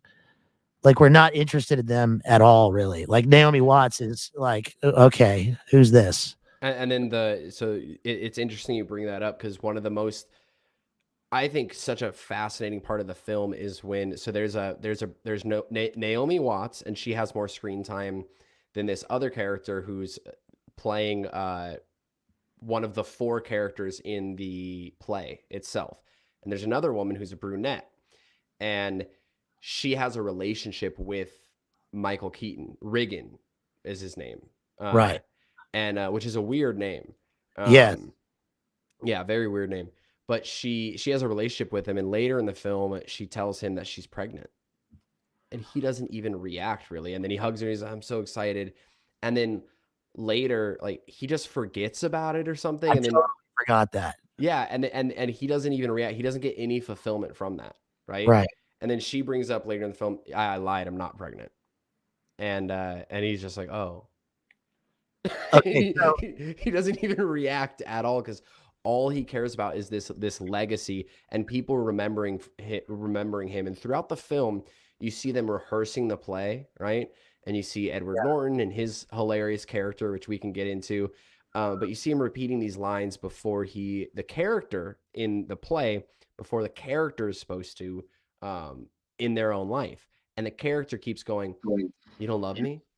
You don't love me? I don't exist. I don't exist." And his ex-wife character at one point tells him, this isn't in the play. This is in real life in the film. She tells him, "You confuse love for admiration." And that's what the whole film is about. Is he goes, he keeps practicing this scene. "You don't love me? I don't even exist." And he's just thinking, "Oh, you guys, my fans don't admire me. They don't respect me. I might as well not exist." And his daughter echoes this too in scenes going, "You don't even have a Twitter. You may as well not exist." That's true. Yeah. She says you're nothing. Yeah. Yeah. Like the rest of us. Yeah. Yeah. So she is the like true embodiment of a nihilistic. Yep. She's young, and she's angry and all that stuff, but she has what she believes is nothing. They believe in nothing, Lebowski. And that's like, but then her nothingness goes on to him, but then she like sees that she's hurt his feelings and she like kind of backs away. Yeah. So that's the ironic thing, right? Yeah. Because she really wants to be loved. She probably wants to give love, but she herself confuses love with a weird lust. And she can't feel anymore. She's numb. That's why, you know, we think that it was some kind of opiates that she's rehabbing from, because it's mentioned she's coming out of rehab.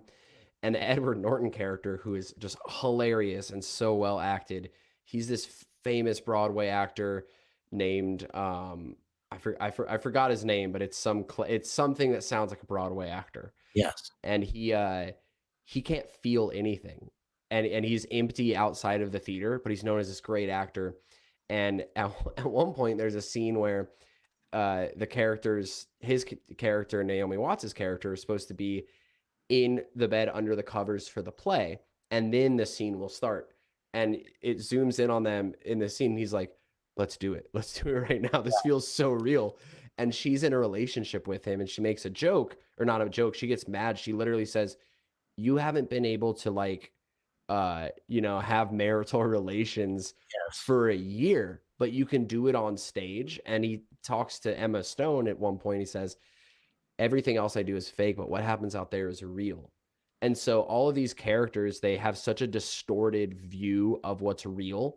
And even the two women, do you remember that scene where the girl who's dating Michael Keaton confides in Naomi Watts? Right. And they do this weird compliment fishing back and forth, and then they kiss each other. And then they go, oh, we're pathetic. And like, it's like, no, you're brilliant. You're brilliant. And then they kiss each other, and then it just moves on. This is so true. Like these conversations are like the regular conversation backstage in the theater. It's like, you're so brilliant. Oh, you're wonderful. The compliments, the you know, the kind of emptiness of the characters. And that lady, that actor is played by Andrea Riseborough, who is in like all these weird movies. We just covered her movie Possessor. She's in lots of occult and, you know, Illuminate confirmed movies. She was really good. She was, and she was pretty normal in this, which was interesting. But the thing is that, like you were saying with Edward Norton, you know, he's low T in his real life. But his real life, or his true life, is on the stage.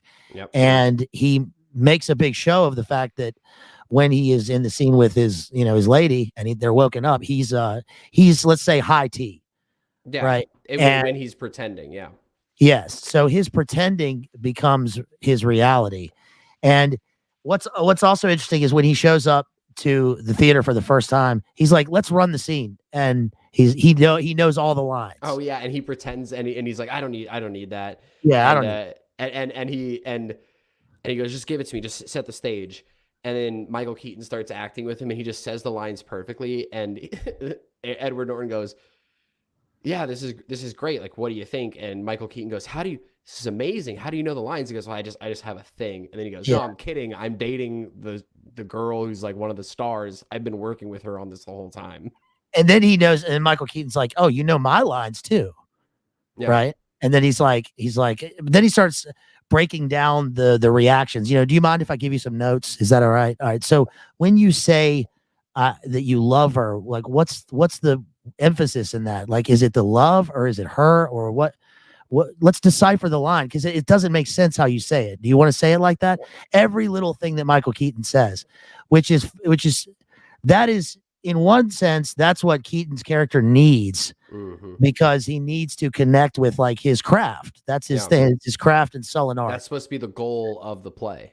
Yes. And on the other hand, it's like, this guy is so good, and he wants to be like this guy. And then when the movie reaches its climax, I guess the irony is that he outacts Edward Norton, right? Yeah, he outdoes what the character does. Yeah.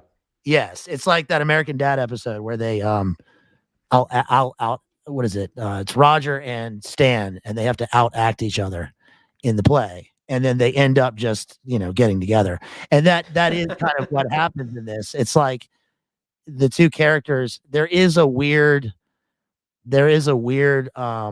chemistry between all these characters. And like you were saying, that he gets her pregnant and then he doesn't fit. So when she tells him that she's pregnant, it's almost like he doesn't react, because it's all acting. How do you know what anybody says is true or not? Yeah, and it turns out it was fake. But Right. that's something that I just thought about is how weird. And it's, hey, I love good movies, right? Of course. Yeah. But what a weird profession. Like, I don't know. I feel like it inherently kind of, if you become a serious actor and you're pretending all the time and you're also thinking, okay, but when I say this thing, where's the emphasis? When I say I love you, no, Yeah. that's not right. That's not right. I don't know. It, it, it's strange. I feel like as a musician, it's different because it's like, okay, no, how do I arrange these sounds and the tempo and the lyrics in a poetic way to get this message across? I'm not thinking about, oh, when I talk and I need to time my blinks or like, or my facial twitches and stuff. And I feel like that inherently really messes people up. Have you seen the Michael Caine video about blinking? It's a real video. No, I'm going to look He it talks up. about the secret to film acting is to not blink. Look at me. I haven't blinked. I'm not blinking. Look, I can go forever and I'm not blinking. You That's notice amazing. I'm engaged with the audience and I'm not blinking. I'm not blinking at all. But then there's an explosion in the background. Oh, that was my chance to blink. And Right? I'm still sitting here, Yeah, and not when you blinking after the explosion. yes, that is true about film acting because it does. You notice the over blinking, and you have to. It's all in the eyes or whatever. And Edward Norton's character he's in tune with like what people in the acting world think of like an actor is supposed to be. Mm-hmm. He's serious about the role. He thinks about it all the time. He's like Robert Downey Jr. He's in a great movie called Two Girls and a Guy, where it's just three characters in the movie. And Downey Jr. was released from prison to make this movie, but he plays an off-Broadway actor. And his whole life is like the lines. So like, shall I compare thee to a summer's day? It's like, well, what does it mean? Shall I compare or shall I compare thee? Or is it shall I compare thee to a summer's day? Mm-hmm. Right. And that's, that the subtle things in language are important. Yeah. But Edward Norton is in touch with them in a way that is superficial because, like you said earlier, what's his worldview? What is he? Is it art for art's sake? Does he worship, at the shrine of the muse? Yep, and that's it. It's the critics. It's all this stuff. It's I'm going to be on the stage dealing with complex human emotion. He says at one point, and it is totally nihilistic, and it's so silly. But I don't know. Just last thing on it, I feel like if you were to be a film actor and work that many hours thinking about not blinking when you say certain things and all this stuff, it would affect you a lot. And I think this is why a lot of actors get messed up. I'm not saying I'm not saying the craft itself is evil, but I think it makes sense why so many actors are messed up, Yes. I mean, Richard Burton and Peter O'Toole talked about this, and they said that, the profession of acting is essentially prostitution, because you're playing a role and you're selling yourself to other people for their entertainment. And that Richard Burton said like everybody he knew was like a coal miner or a slate miner in Wales. And that, when he came back, like they didn't think of him as a big star. They thought of him as like a poofta because he played dress up for a living. And his movies are good and everything, but like, what is it? And so it's wild to think that you can make a living from just dancing or singing or pretending to be somebody for 2 hours when people are like working real, to support their families and yes, we need, entertainment, we need diversion and, and this stuff gives us truth, but also the people that do it, I mean, I don't know. I don't want to say too much, but that's one of the reasons that I stopped doing it was because everyone is in competition to be on center stage and they don't have any sort of value like for anything else. So there's no like real connection or conversation. At the end of the film, he goes to the roof And I thought that scene was where he was going to die, right? Because he's about to jump off the roof, but he's talking to his alter, who is Birdman, and the guy like comes out of nowhere and tries to save him, pulls him off the ledge, and they're in New York, so people are like, well, "Don't jump, buddy!" But then he runs. Someone asks him, "Is this real or is this for a film?" And then he's just standing there at the edge of the building. And he goes, "It's for a film." How sad. No. How sad that even in your darkest moment, like people think it's a performance. And then he says it is too. And he says it is because he's so disconnected. But then guy pulls him off. He runs, and this is deep into the film. This is after he has that engagement with Bazed Analyzer's future wife, the very cold and callous Broadway critic. Yeah. No, not Emma Stone. The very old and callous Broadway critic, where they argue with each other. She says she's just gonna destroy his film or his play. A classy lady. She's a classy lady. She's hateful. She has no emotion. She just is there to tear him down. And if anyone has a connection to her, that actress, if she's not married, we may be able to set up a date. Just message me on Instagram. She's perfect for Bazed Analyzer. My dream girl is Charlie XCX. Do you know who that is? That sounds so familiar. She's a pop singer. She's my dream girl. I'm just sharing that important thing with you. Privately, yeah. Yeah, it's private. I thought you'd be more of like a Grimes kind of dude. Grimes, I mean, I like Grimes's music. I have her early albums, but did you know that she has like a gigantic nose? Did you know that? No. That's a problem. She can't control that. But I liked her early albums. They were good. But yeah, he gets off the ledge, guy pulls him off, and then he runs and he jumps and he flies, and it's this realistic, what did you say? What was the term? Magical realism. Magical realism, where then he flies, and then he gets to the play, and he lands, and he gets to the play, and he walks in, and then the camera slightly turns left. And then a guy in a cab gets out and goes, you didn't pay. And he walks in after him. So this is what happens throughout the film, where there's these magical realism moments, but then they're shot down immediately, where you see, no, this is what actually happened. He took a cab and then he forgot to pay because he's all kind of whacked out. And then, he acts in the play, he brings the real gun on stage and then he shoots himself and he ends up at the hospital, and Zach Galifianakis walks in excited, and he's got the newspaper, and he's like, "Listen to this." And I think you have a better memory on what the review said. Yeah, he comes in and he's got the paper, right? Which is also interesting because Emma Stone's thing is like, you're not even on Twitter, you don't even have a Facebook. Yep. So the movie was also made at a time when social media and all that was, and it was getting big, I guess.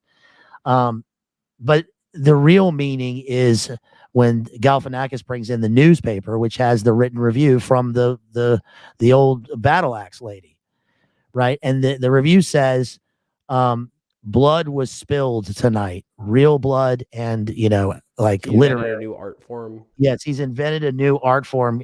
This play will live forever. This is the greatest performance, and so that happened because he spilled real blood. Yeah, he shot his nose off. Yes, he shot his nose off, so now he looks like a bird in the bed because he's got this mask on. And it's also interesting that he has the mask because he's shed at this point he's gone through with like his ritual self-sacrifice and depersonalization. It's like a pre apotheosis. Yeah. Because that occurs at the end. Right? Yeah. Or we assume it does. But so he spilled blood. He is, had this sacrifice, and now he's like taken off his mask and he's become truly who he thinks he is, which is like the unified Birdman actor, Michael Keaton, all in one. He's given the performance of a lifetime, but now he has on a mask and they can't even see his face. And that's like the key thing for an actor. Yeah. Right. Is the face. Like, that's why it's such a big deal when Nicholson was in Chinatown because he wore the thing on his nose for the whole movie. Right. And so they want to be big on the screen with their face like 20 feet high. Yep. And now he's like reduced to this invalid, but he has transcended or whatever. Yep. And Galifianakis is like, he says, I'm your only friend. He's his agent / producer. And Galifianakis is really good in the movie because he's like very real. He's genuine.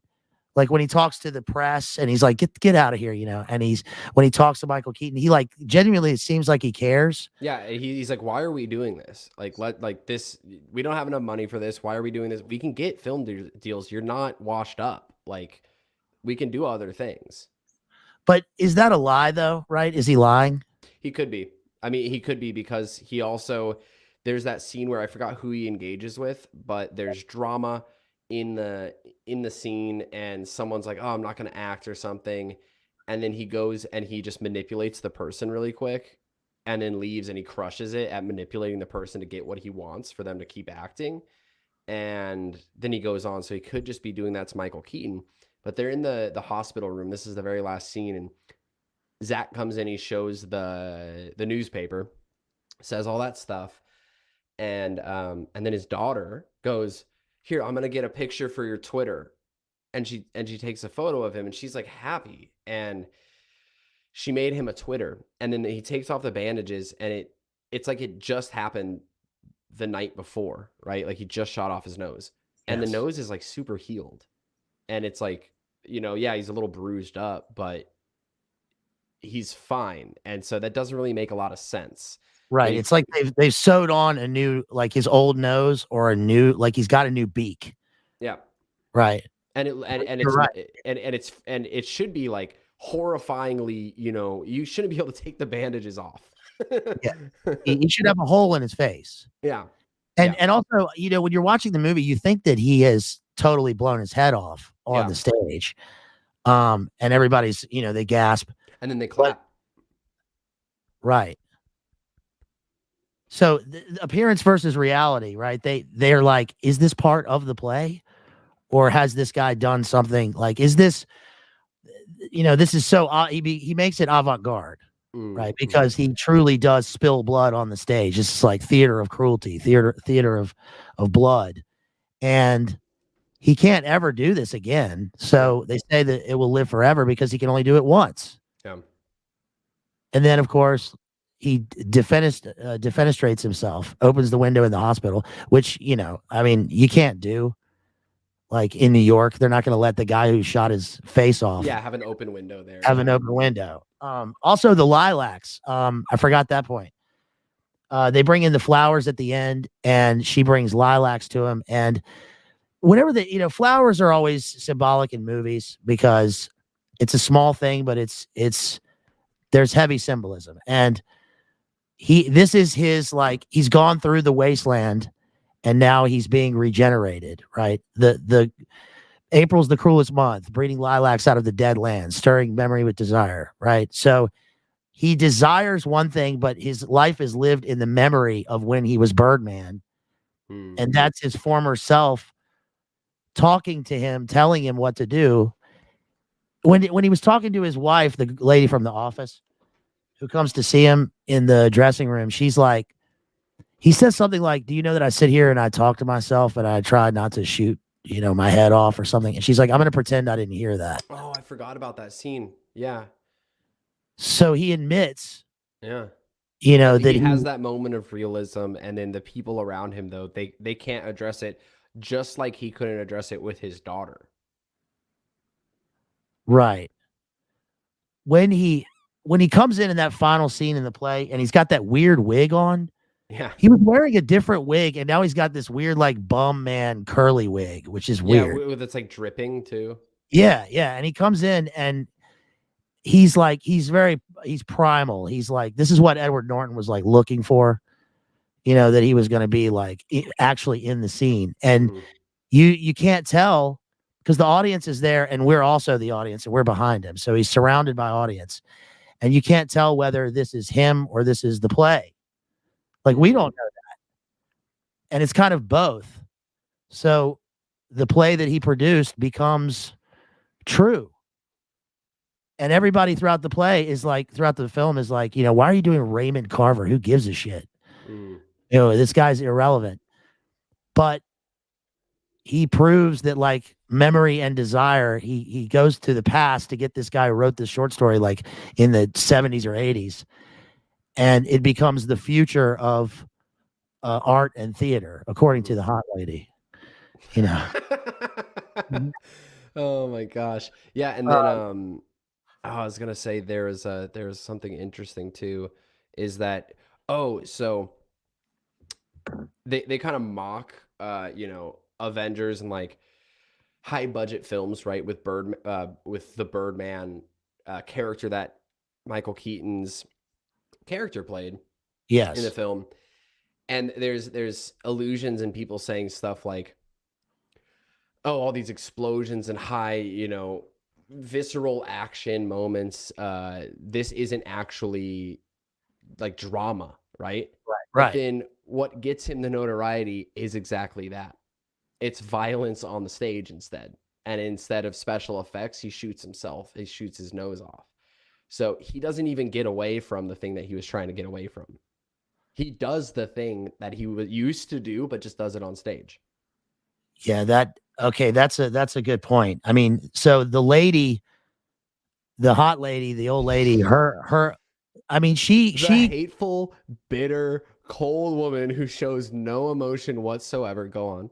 right. The East Coast literary elite woman who makes or breaks people's careers and stands at the end of the bar and like doesn't talk to anybody but is very important. Your future wife, yeah.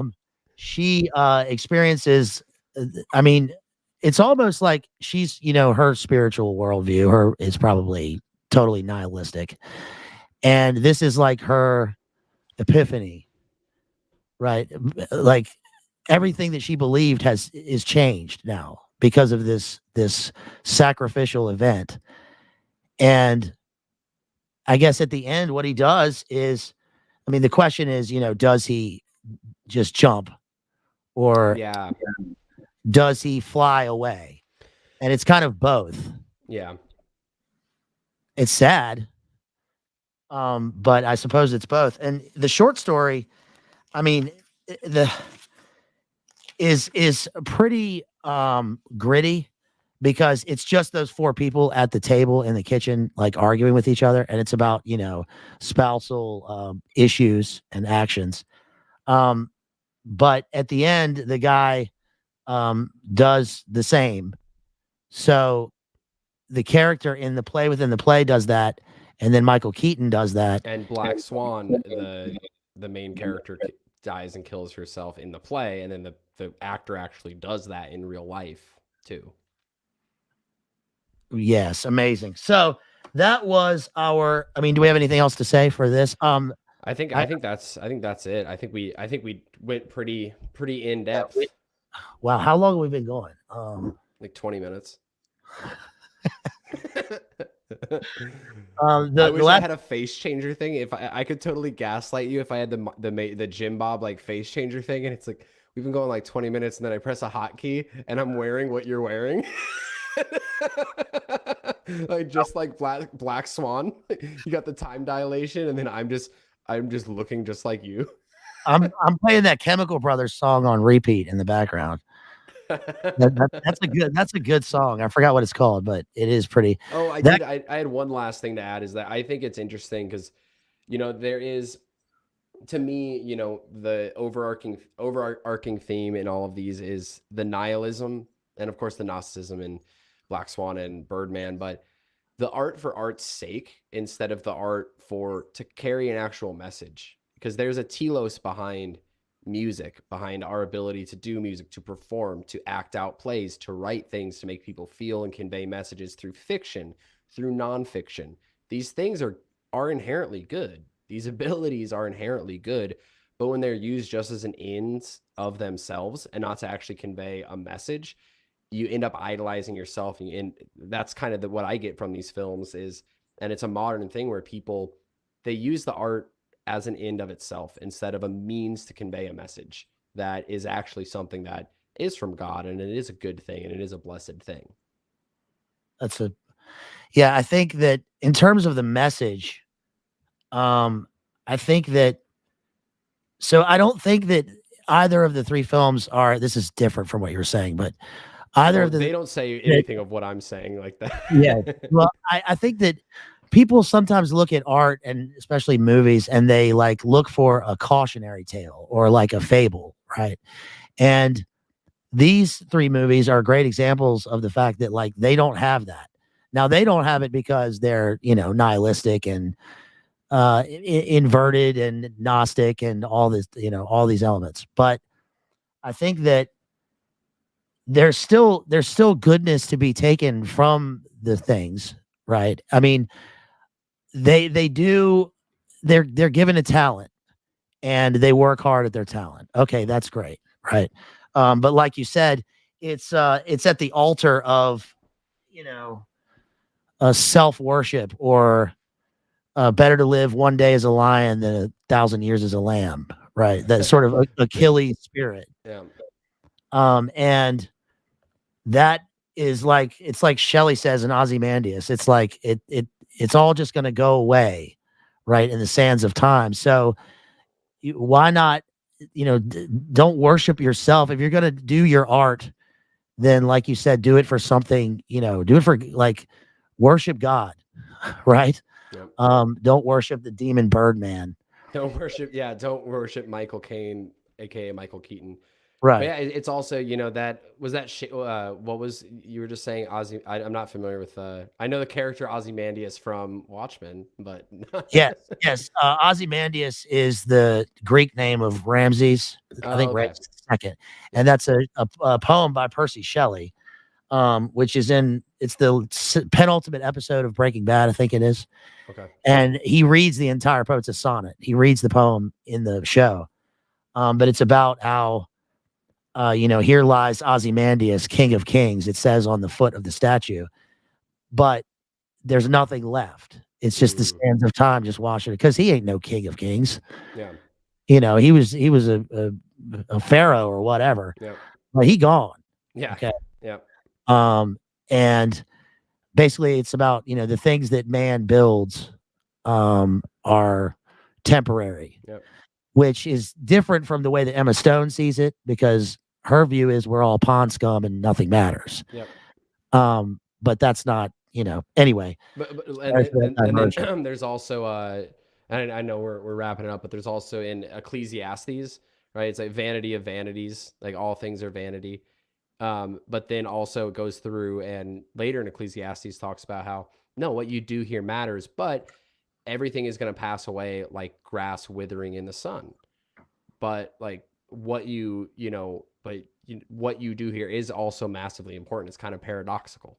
And it's this beautiful thing, there's nothing new under the sun, right? Right. Everything withers away like grass in the sun. But what you do here with those gifts, you do them for God, and you do them in the right way. It's like, no, that's going to last. You're not going to last, right?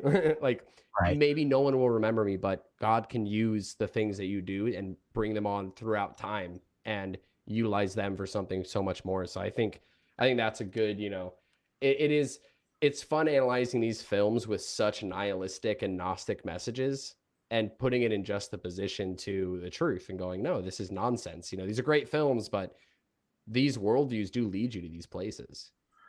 Yes. And we certainly get some truth out of the films, in the sense that it seems to be true that, for instance, Emma Stone's nihilistic worldview leads to utter, she's an empty character, right? She's totally empty. And she's turned away even by Edward Norton, who seems like the exact character who would not turn her away. Right. Yeah. But even he has some sort of code or discipline, because his worldview is based inside the theater. Yep. And anyway, the last thing I'll say is that one element that is huge in Birdman is the screaming schizo bum outside who is doing the Macbeth monologue. He's saying tomorrow and tomorrow and tomorrow creeps in this petty pace from day to day to the last syllable of recorded time. And all our yesterdays have lighted fools the way to dusty death. Out, brief candle. Life's but a walking shadow, a poor player that struts and frets his hour upon the stage and then is heard no more. It's a tale told by an idiot, full of sound and fury, signifying nothing, is what Macbeth says after his wife dies. And the guy is screaming it, like full on screaming. That actor who like he's holding onto a raft or two, like almost like he's some sketched out kind of homeless person. Yeah, he's a methed out dude hanging out in Times Square who knows Shakespeare. But then when he finishes the monologue, he says something like, "Should I do it again?" Was that too much? Yes. Yep. And it's like, no, that was the maximum. Like, you can't do more than that guy. He was screaming. And that was that's what Keaton's character is. Yep. Right? He's going through this tale. Does it signify nothing? Is it the sound and the fury, or what is it? Yeah. So anyway, that's a great little play within the play within the play. And so, yeah, that's about it, I guess. Wow, we've been going for about 20 minutes now. Yeah, so 25, 30 minutes maybe for the stream. Well, we can start over for who's in here? Adaptable. Thank you, man. I appreciate you. Thank you so much for stopping by. Let me see one more time. Will you hang out for a second and see if we got any more super chats? Yeah, for sure. We can quickly break down Synecdoche, New York. This will take about 5 minutes. Good choice. Yeah. You've seen that movie, right? Isn't that Philip Seymour Hoffman? Yeah, it's the Charlie Kaufman film. Oh boy, that one's insane. That is an insane film. If you haven't watched it, you should watch it, but just buckle up. Is that the one where they like the house, something about the house on fire at the end, right? Yeah, there's a house on fire, but the guy wants to make a play, and then he builds an entire mock of New York City, and then a mock within it, and hires actors to follow all the actors.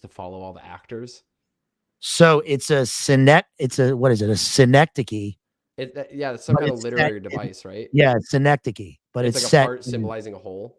Yes. Okay. But it's set in Schenectady. Yes.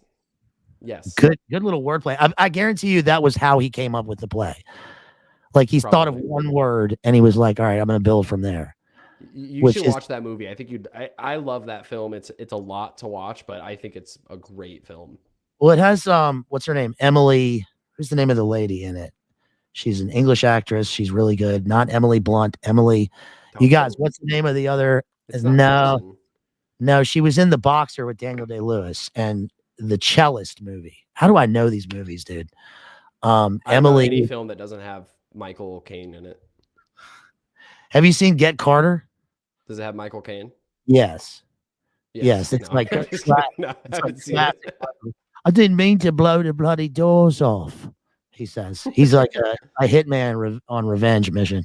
All right, so we got super chat here from let's see, our homeboy Alan, who sends $10 via PayPal. Thank you so much, Alan. Appreciate you, homeboy. Thank you for supporting us. Let's see, we received your okay, no, that's a bill. Okay, again, Allie sent $15 via Cash App. Thank you so much for that. $15, I think, again from Allie. Thank you so much. Let's see if we got any super chats that I didn't see over on YouTube. Oh, bear with me, you guys. I'm so afraid of accidentally closing the window because if I just barely move this mouse, it'll close everything. So bear with me here. Okay. We should keep going. 20 more hours. Yeah, right. How many more films? I mean, we could just start talking about, any film we've ever seen. Yeah, I mean, we could talk about movies endlessly. All my conversations in real life are movie quotes. That's very wise of you. Yeah. That's definitely how you build deep relationships. Well, that's why, it's easy for dudes to, make friends because it's like, you seen this movie? Yeah. All right. Well, let's quote it together. Now we're friends.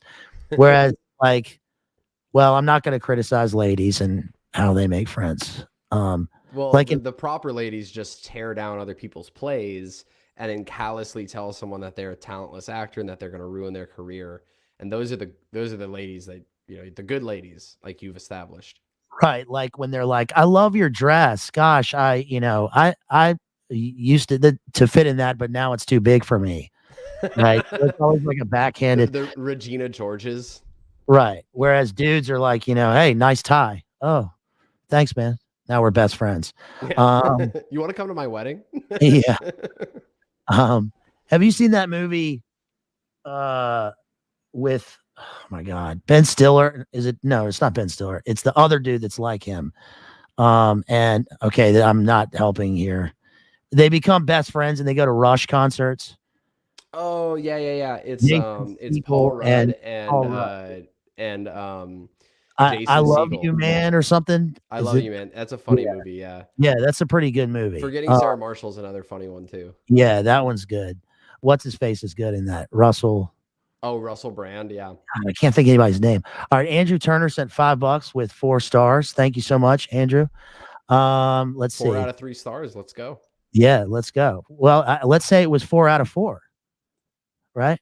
That was I thought perfect. it was. I mean, I you can think what you want. It's probably 4 out of 3. Listen, I'm just happy to get one. Okay. Um, Elias sends 4.99 says fascinating films, interesting film make. What does he say? I can't read this. Sorry, because it's really small and they cut it off. I'm sorry, brother. All right, let's see. Fascinating films and interesting filmmakers. What is an artist if not tortured? He says. Okay, that's yeah. What is an artist if not tortured? Well, I mean, artists are obviously sensitive by nature, especially the great artists, right? Um, so is there something to that? Genghis sends 9.99. Thank you, Genghis. Sends another 9.99. No comment. Thank you so much. And then I think this was last time. Ortho Eric said Starship Troopers next, 4.99. Yeah, that was the last one. Thank you again, Ortho Eric. Okay, so yeah, the tortured artist. I mean, just I guess to close on this, my favorite artists in terms of poets and writers are people who went through a lot and died young. Um, and I guess that's unfortunate. But I don't know. What can we say about that? It's interesting because I mean, there's a line between like someone dying young. Yeah, it's a tragedy. Pray for them. You don't want anybody to die young. You want ideally, in a not fallen world, right? We wouldn't die at all, obviously. But Right. I think that artists are like sensitive, and that's part of why they're able to, convey a meaningful song. Like you go and you listen to, a Johnny Cash tune, or you even listen to him cover Hurt, and it's like, no, that's Johnny Cash's song now. That's not a Nine Inch Nails song anymore. That's Johnny Cash's song. And it's that sensitivity and that vulnerability that people connect to, feel something deep or convey a deep message. But I think someone undergoing tragedy, yeah, it's tragic that they did that, but I'm sure it's going to be worked for the best chance of their salvation and for them to gain insight into something. But I think what I was kind of mocking here, what we were critiquing, is the Yeah. self-torturing person. And that's a very modern thing it's idiotic and it's demonic to self-torture yourself Yeah. for your art. Not working your ass off, that's great. Working your ass off for something is a beautiful thing, but torturing yourself and undergoing all this stuff just to feel like, oh, I'm going to do something great and be remembered for the sake of art, that's not what you sacrifice yourself for. You sacrifice yourself and you martyr yourself with your time and your energy and your focus towards God and towards God's purposes, not just your own. I agree. It is, it's absolutely demonic, especially self hurting, I'll say. Yeah. Because especially if it's because that seems to be something that it's put on like a costume and it's not true or real. Whereas, like, I don't know, Dylan Thomas was a great poet and he died very young, but he was an alcoholic and he was miserable, but I don't think that he wanted that. Yeah. You know, He wasn't glorifying it. And in today's day and age, it's a glorification now. yes. Right? Van Gogh, like cutting his ear off, is obviously like he was ill and he was in pain, right? And he found beauty in painting, but it had no success, right? And I'm sure he didn't want it that way, but the especially the current thing now of like the self-suffering, Yes.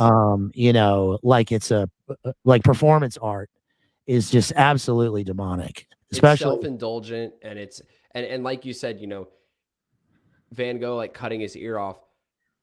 That's terrible. That shouldn't be glorified. That's not a martyrdom of yourself for the right thing, which is for God and for truth. That's him being mentally ill, and I'm not knocking him for that, but we're knocking people going, oh, look at him, he's so amazing, he cut off his own ear, it's so beautiful. And it's nonsense. And all of these mumble rappers that are messed up on a bunch of drugs, and that's now pushed as cool. And what's his face, what's that actor or the guy on SNL who's not funny at all, who's got all the tattoos and stuff? Oh yeah. He's like, I'm depressed. Yeah, the Big Nine event guy. And he's with Kim. What's his name? Yeah, whatever What's his name is. Yeah. Yeah. That guy, that's Not glorified now. funny at all. That's glorified now, though. And he's like, I'm depressed and I have all these tattoos and stuff. And I'm not knocking people who have tattoos, right? But he's like, I'm depressed and I am on all these medications and stuff. And it's great. And it's glorified now. And it's not, people shouldn't be shamed if they need to go and get help or something like that. But the self-destructiveness, that's not to be glorified. That's satanic. Yeah, that dude is, it's weird because it's almost like he's put there as like this symbol for a generation or something. He's, nihilistic, has no like facial expression, no sense of humor, doesn't recognize like other people, is a media prop, is on antipsychotics and drugs, and is like put there with a Big Nine event backstory.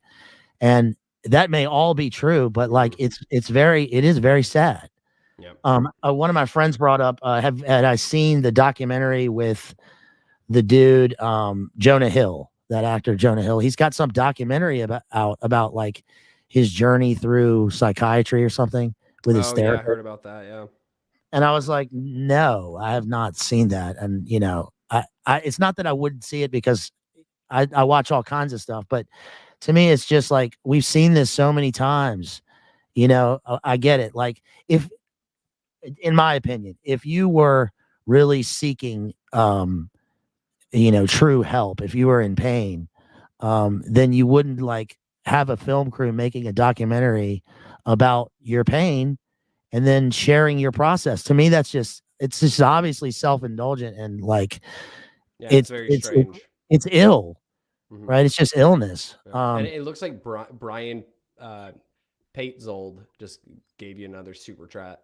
Oh, sweet. Read that for me, homeboy. Says, great talk and insights, fellas. Over glorifying the artists who suffer for their art's sake is definitely some weak replacement for our culture that has fallen far from Christ. Yeah, that's very, very well put.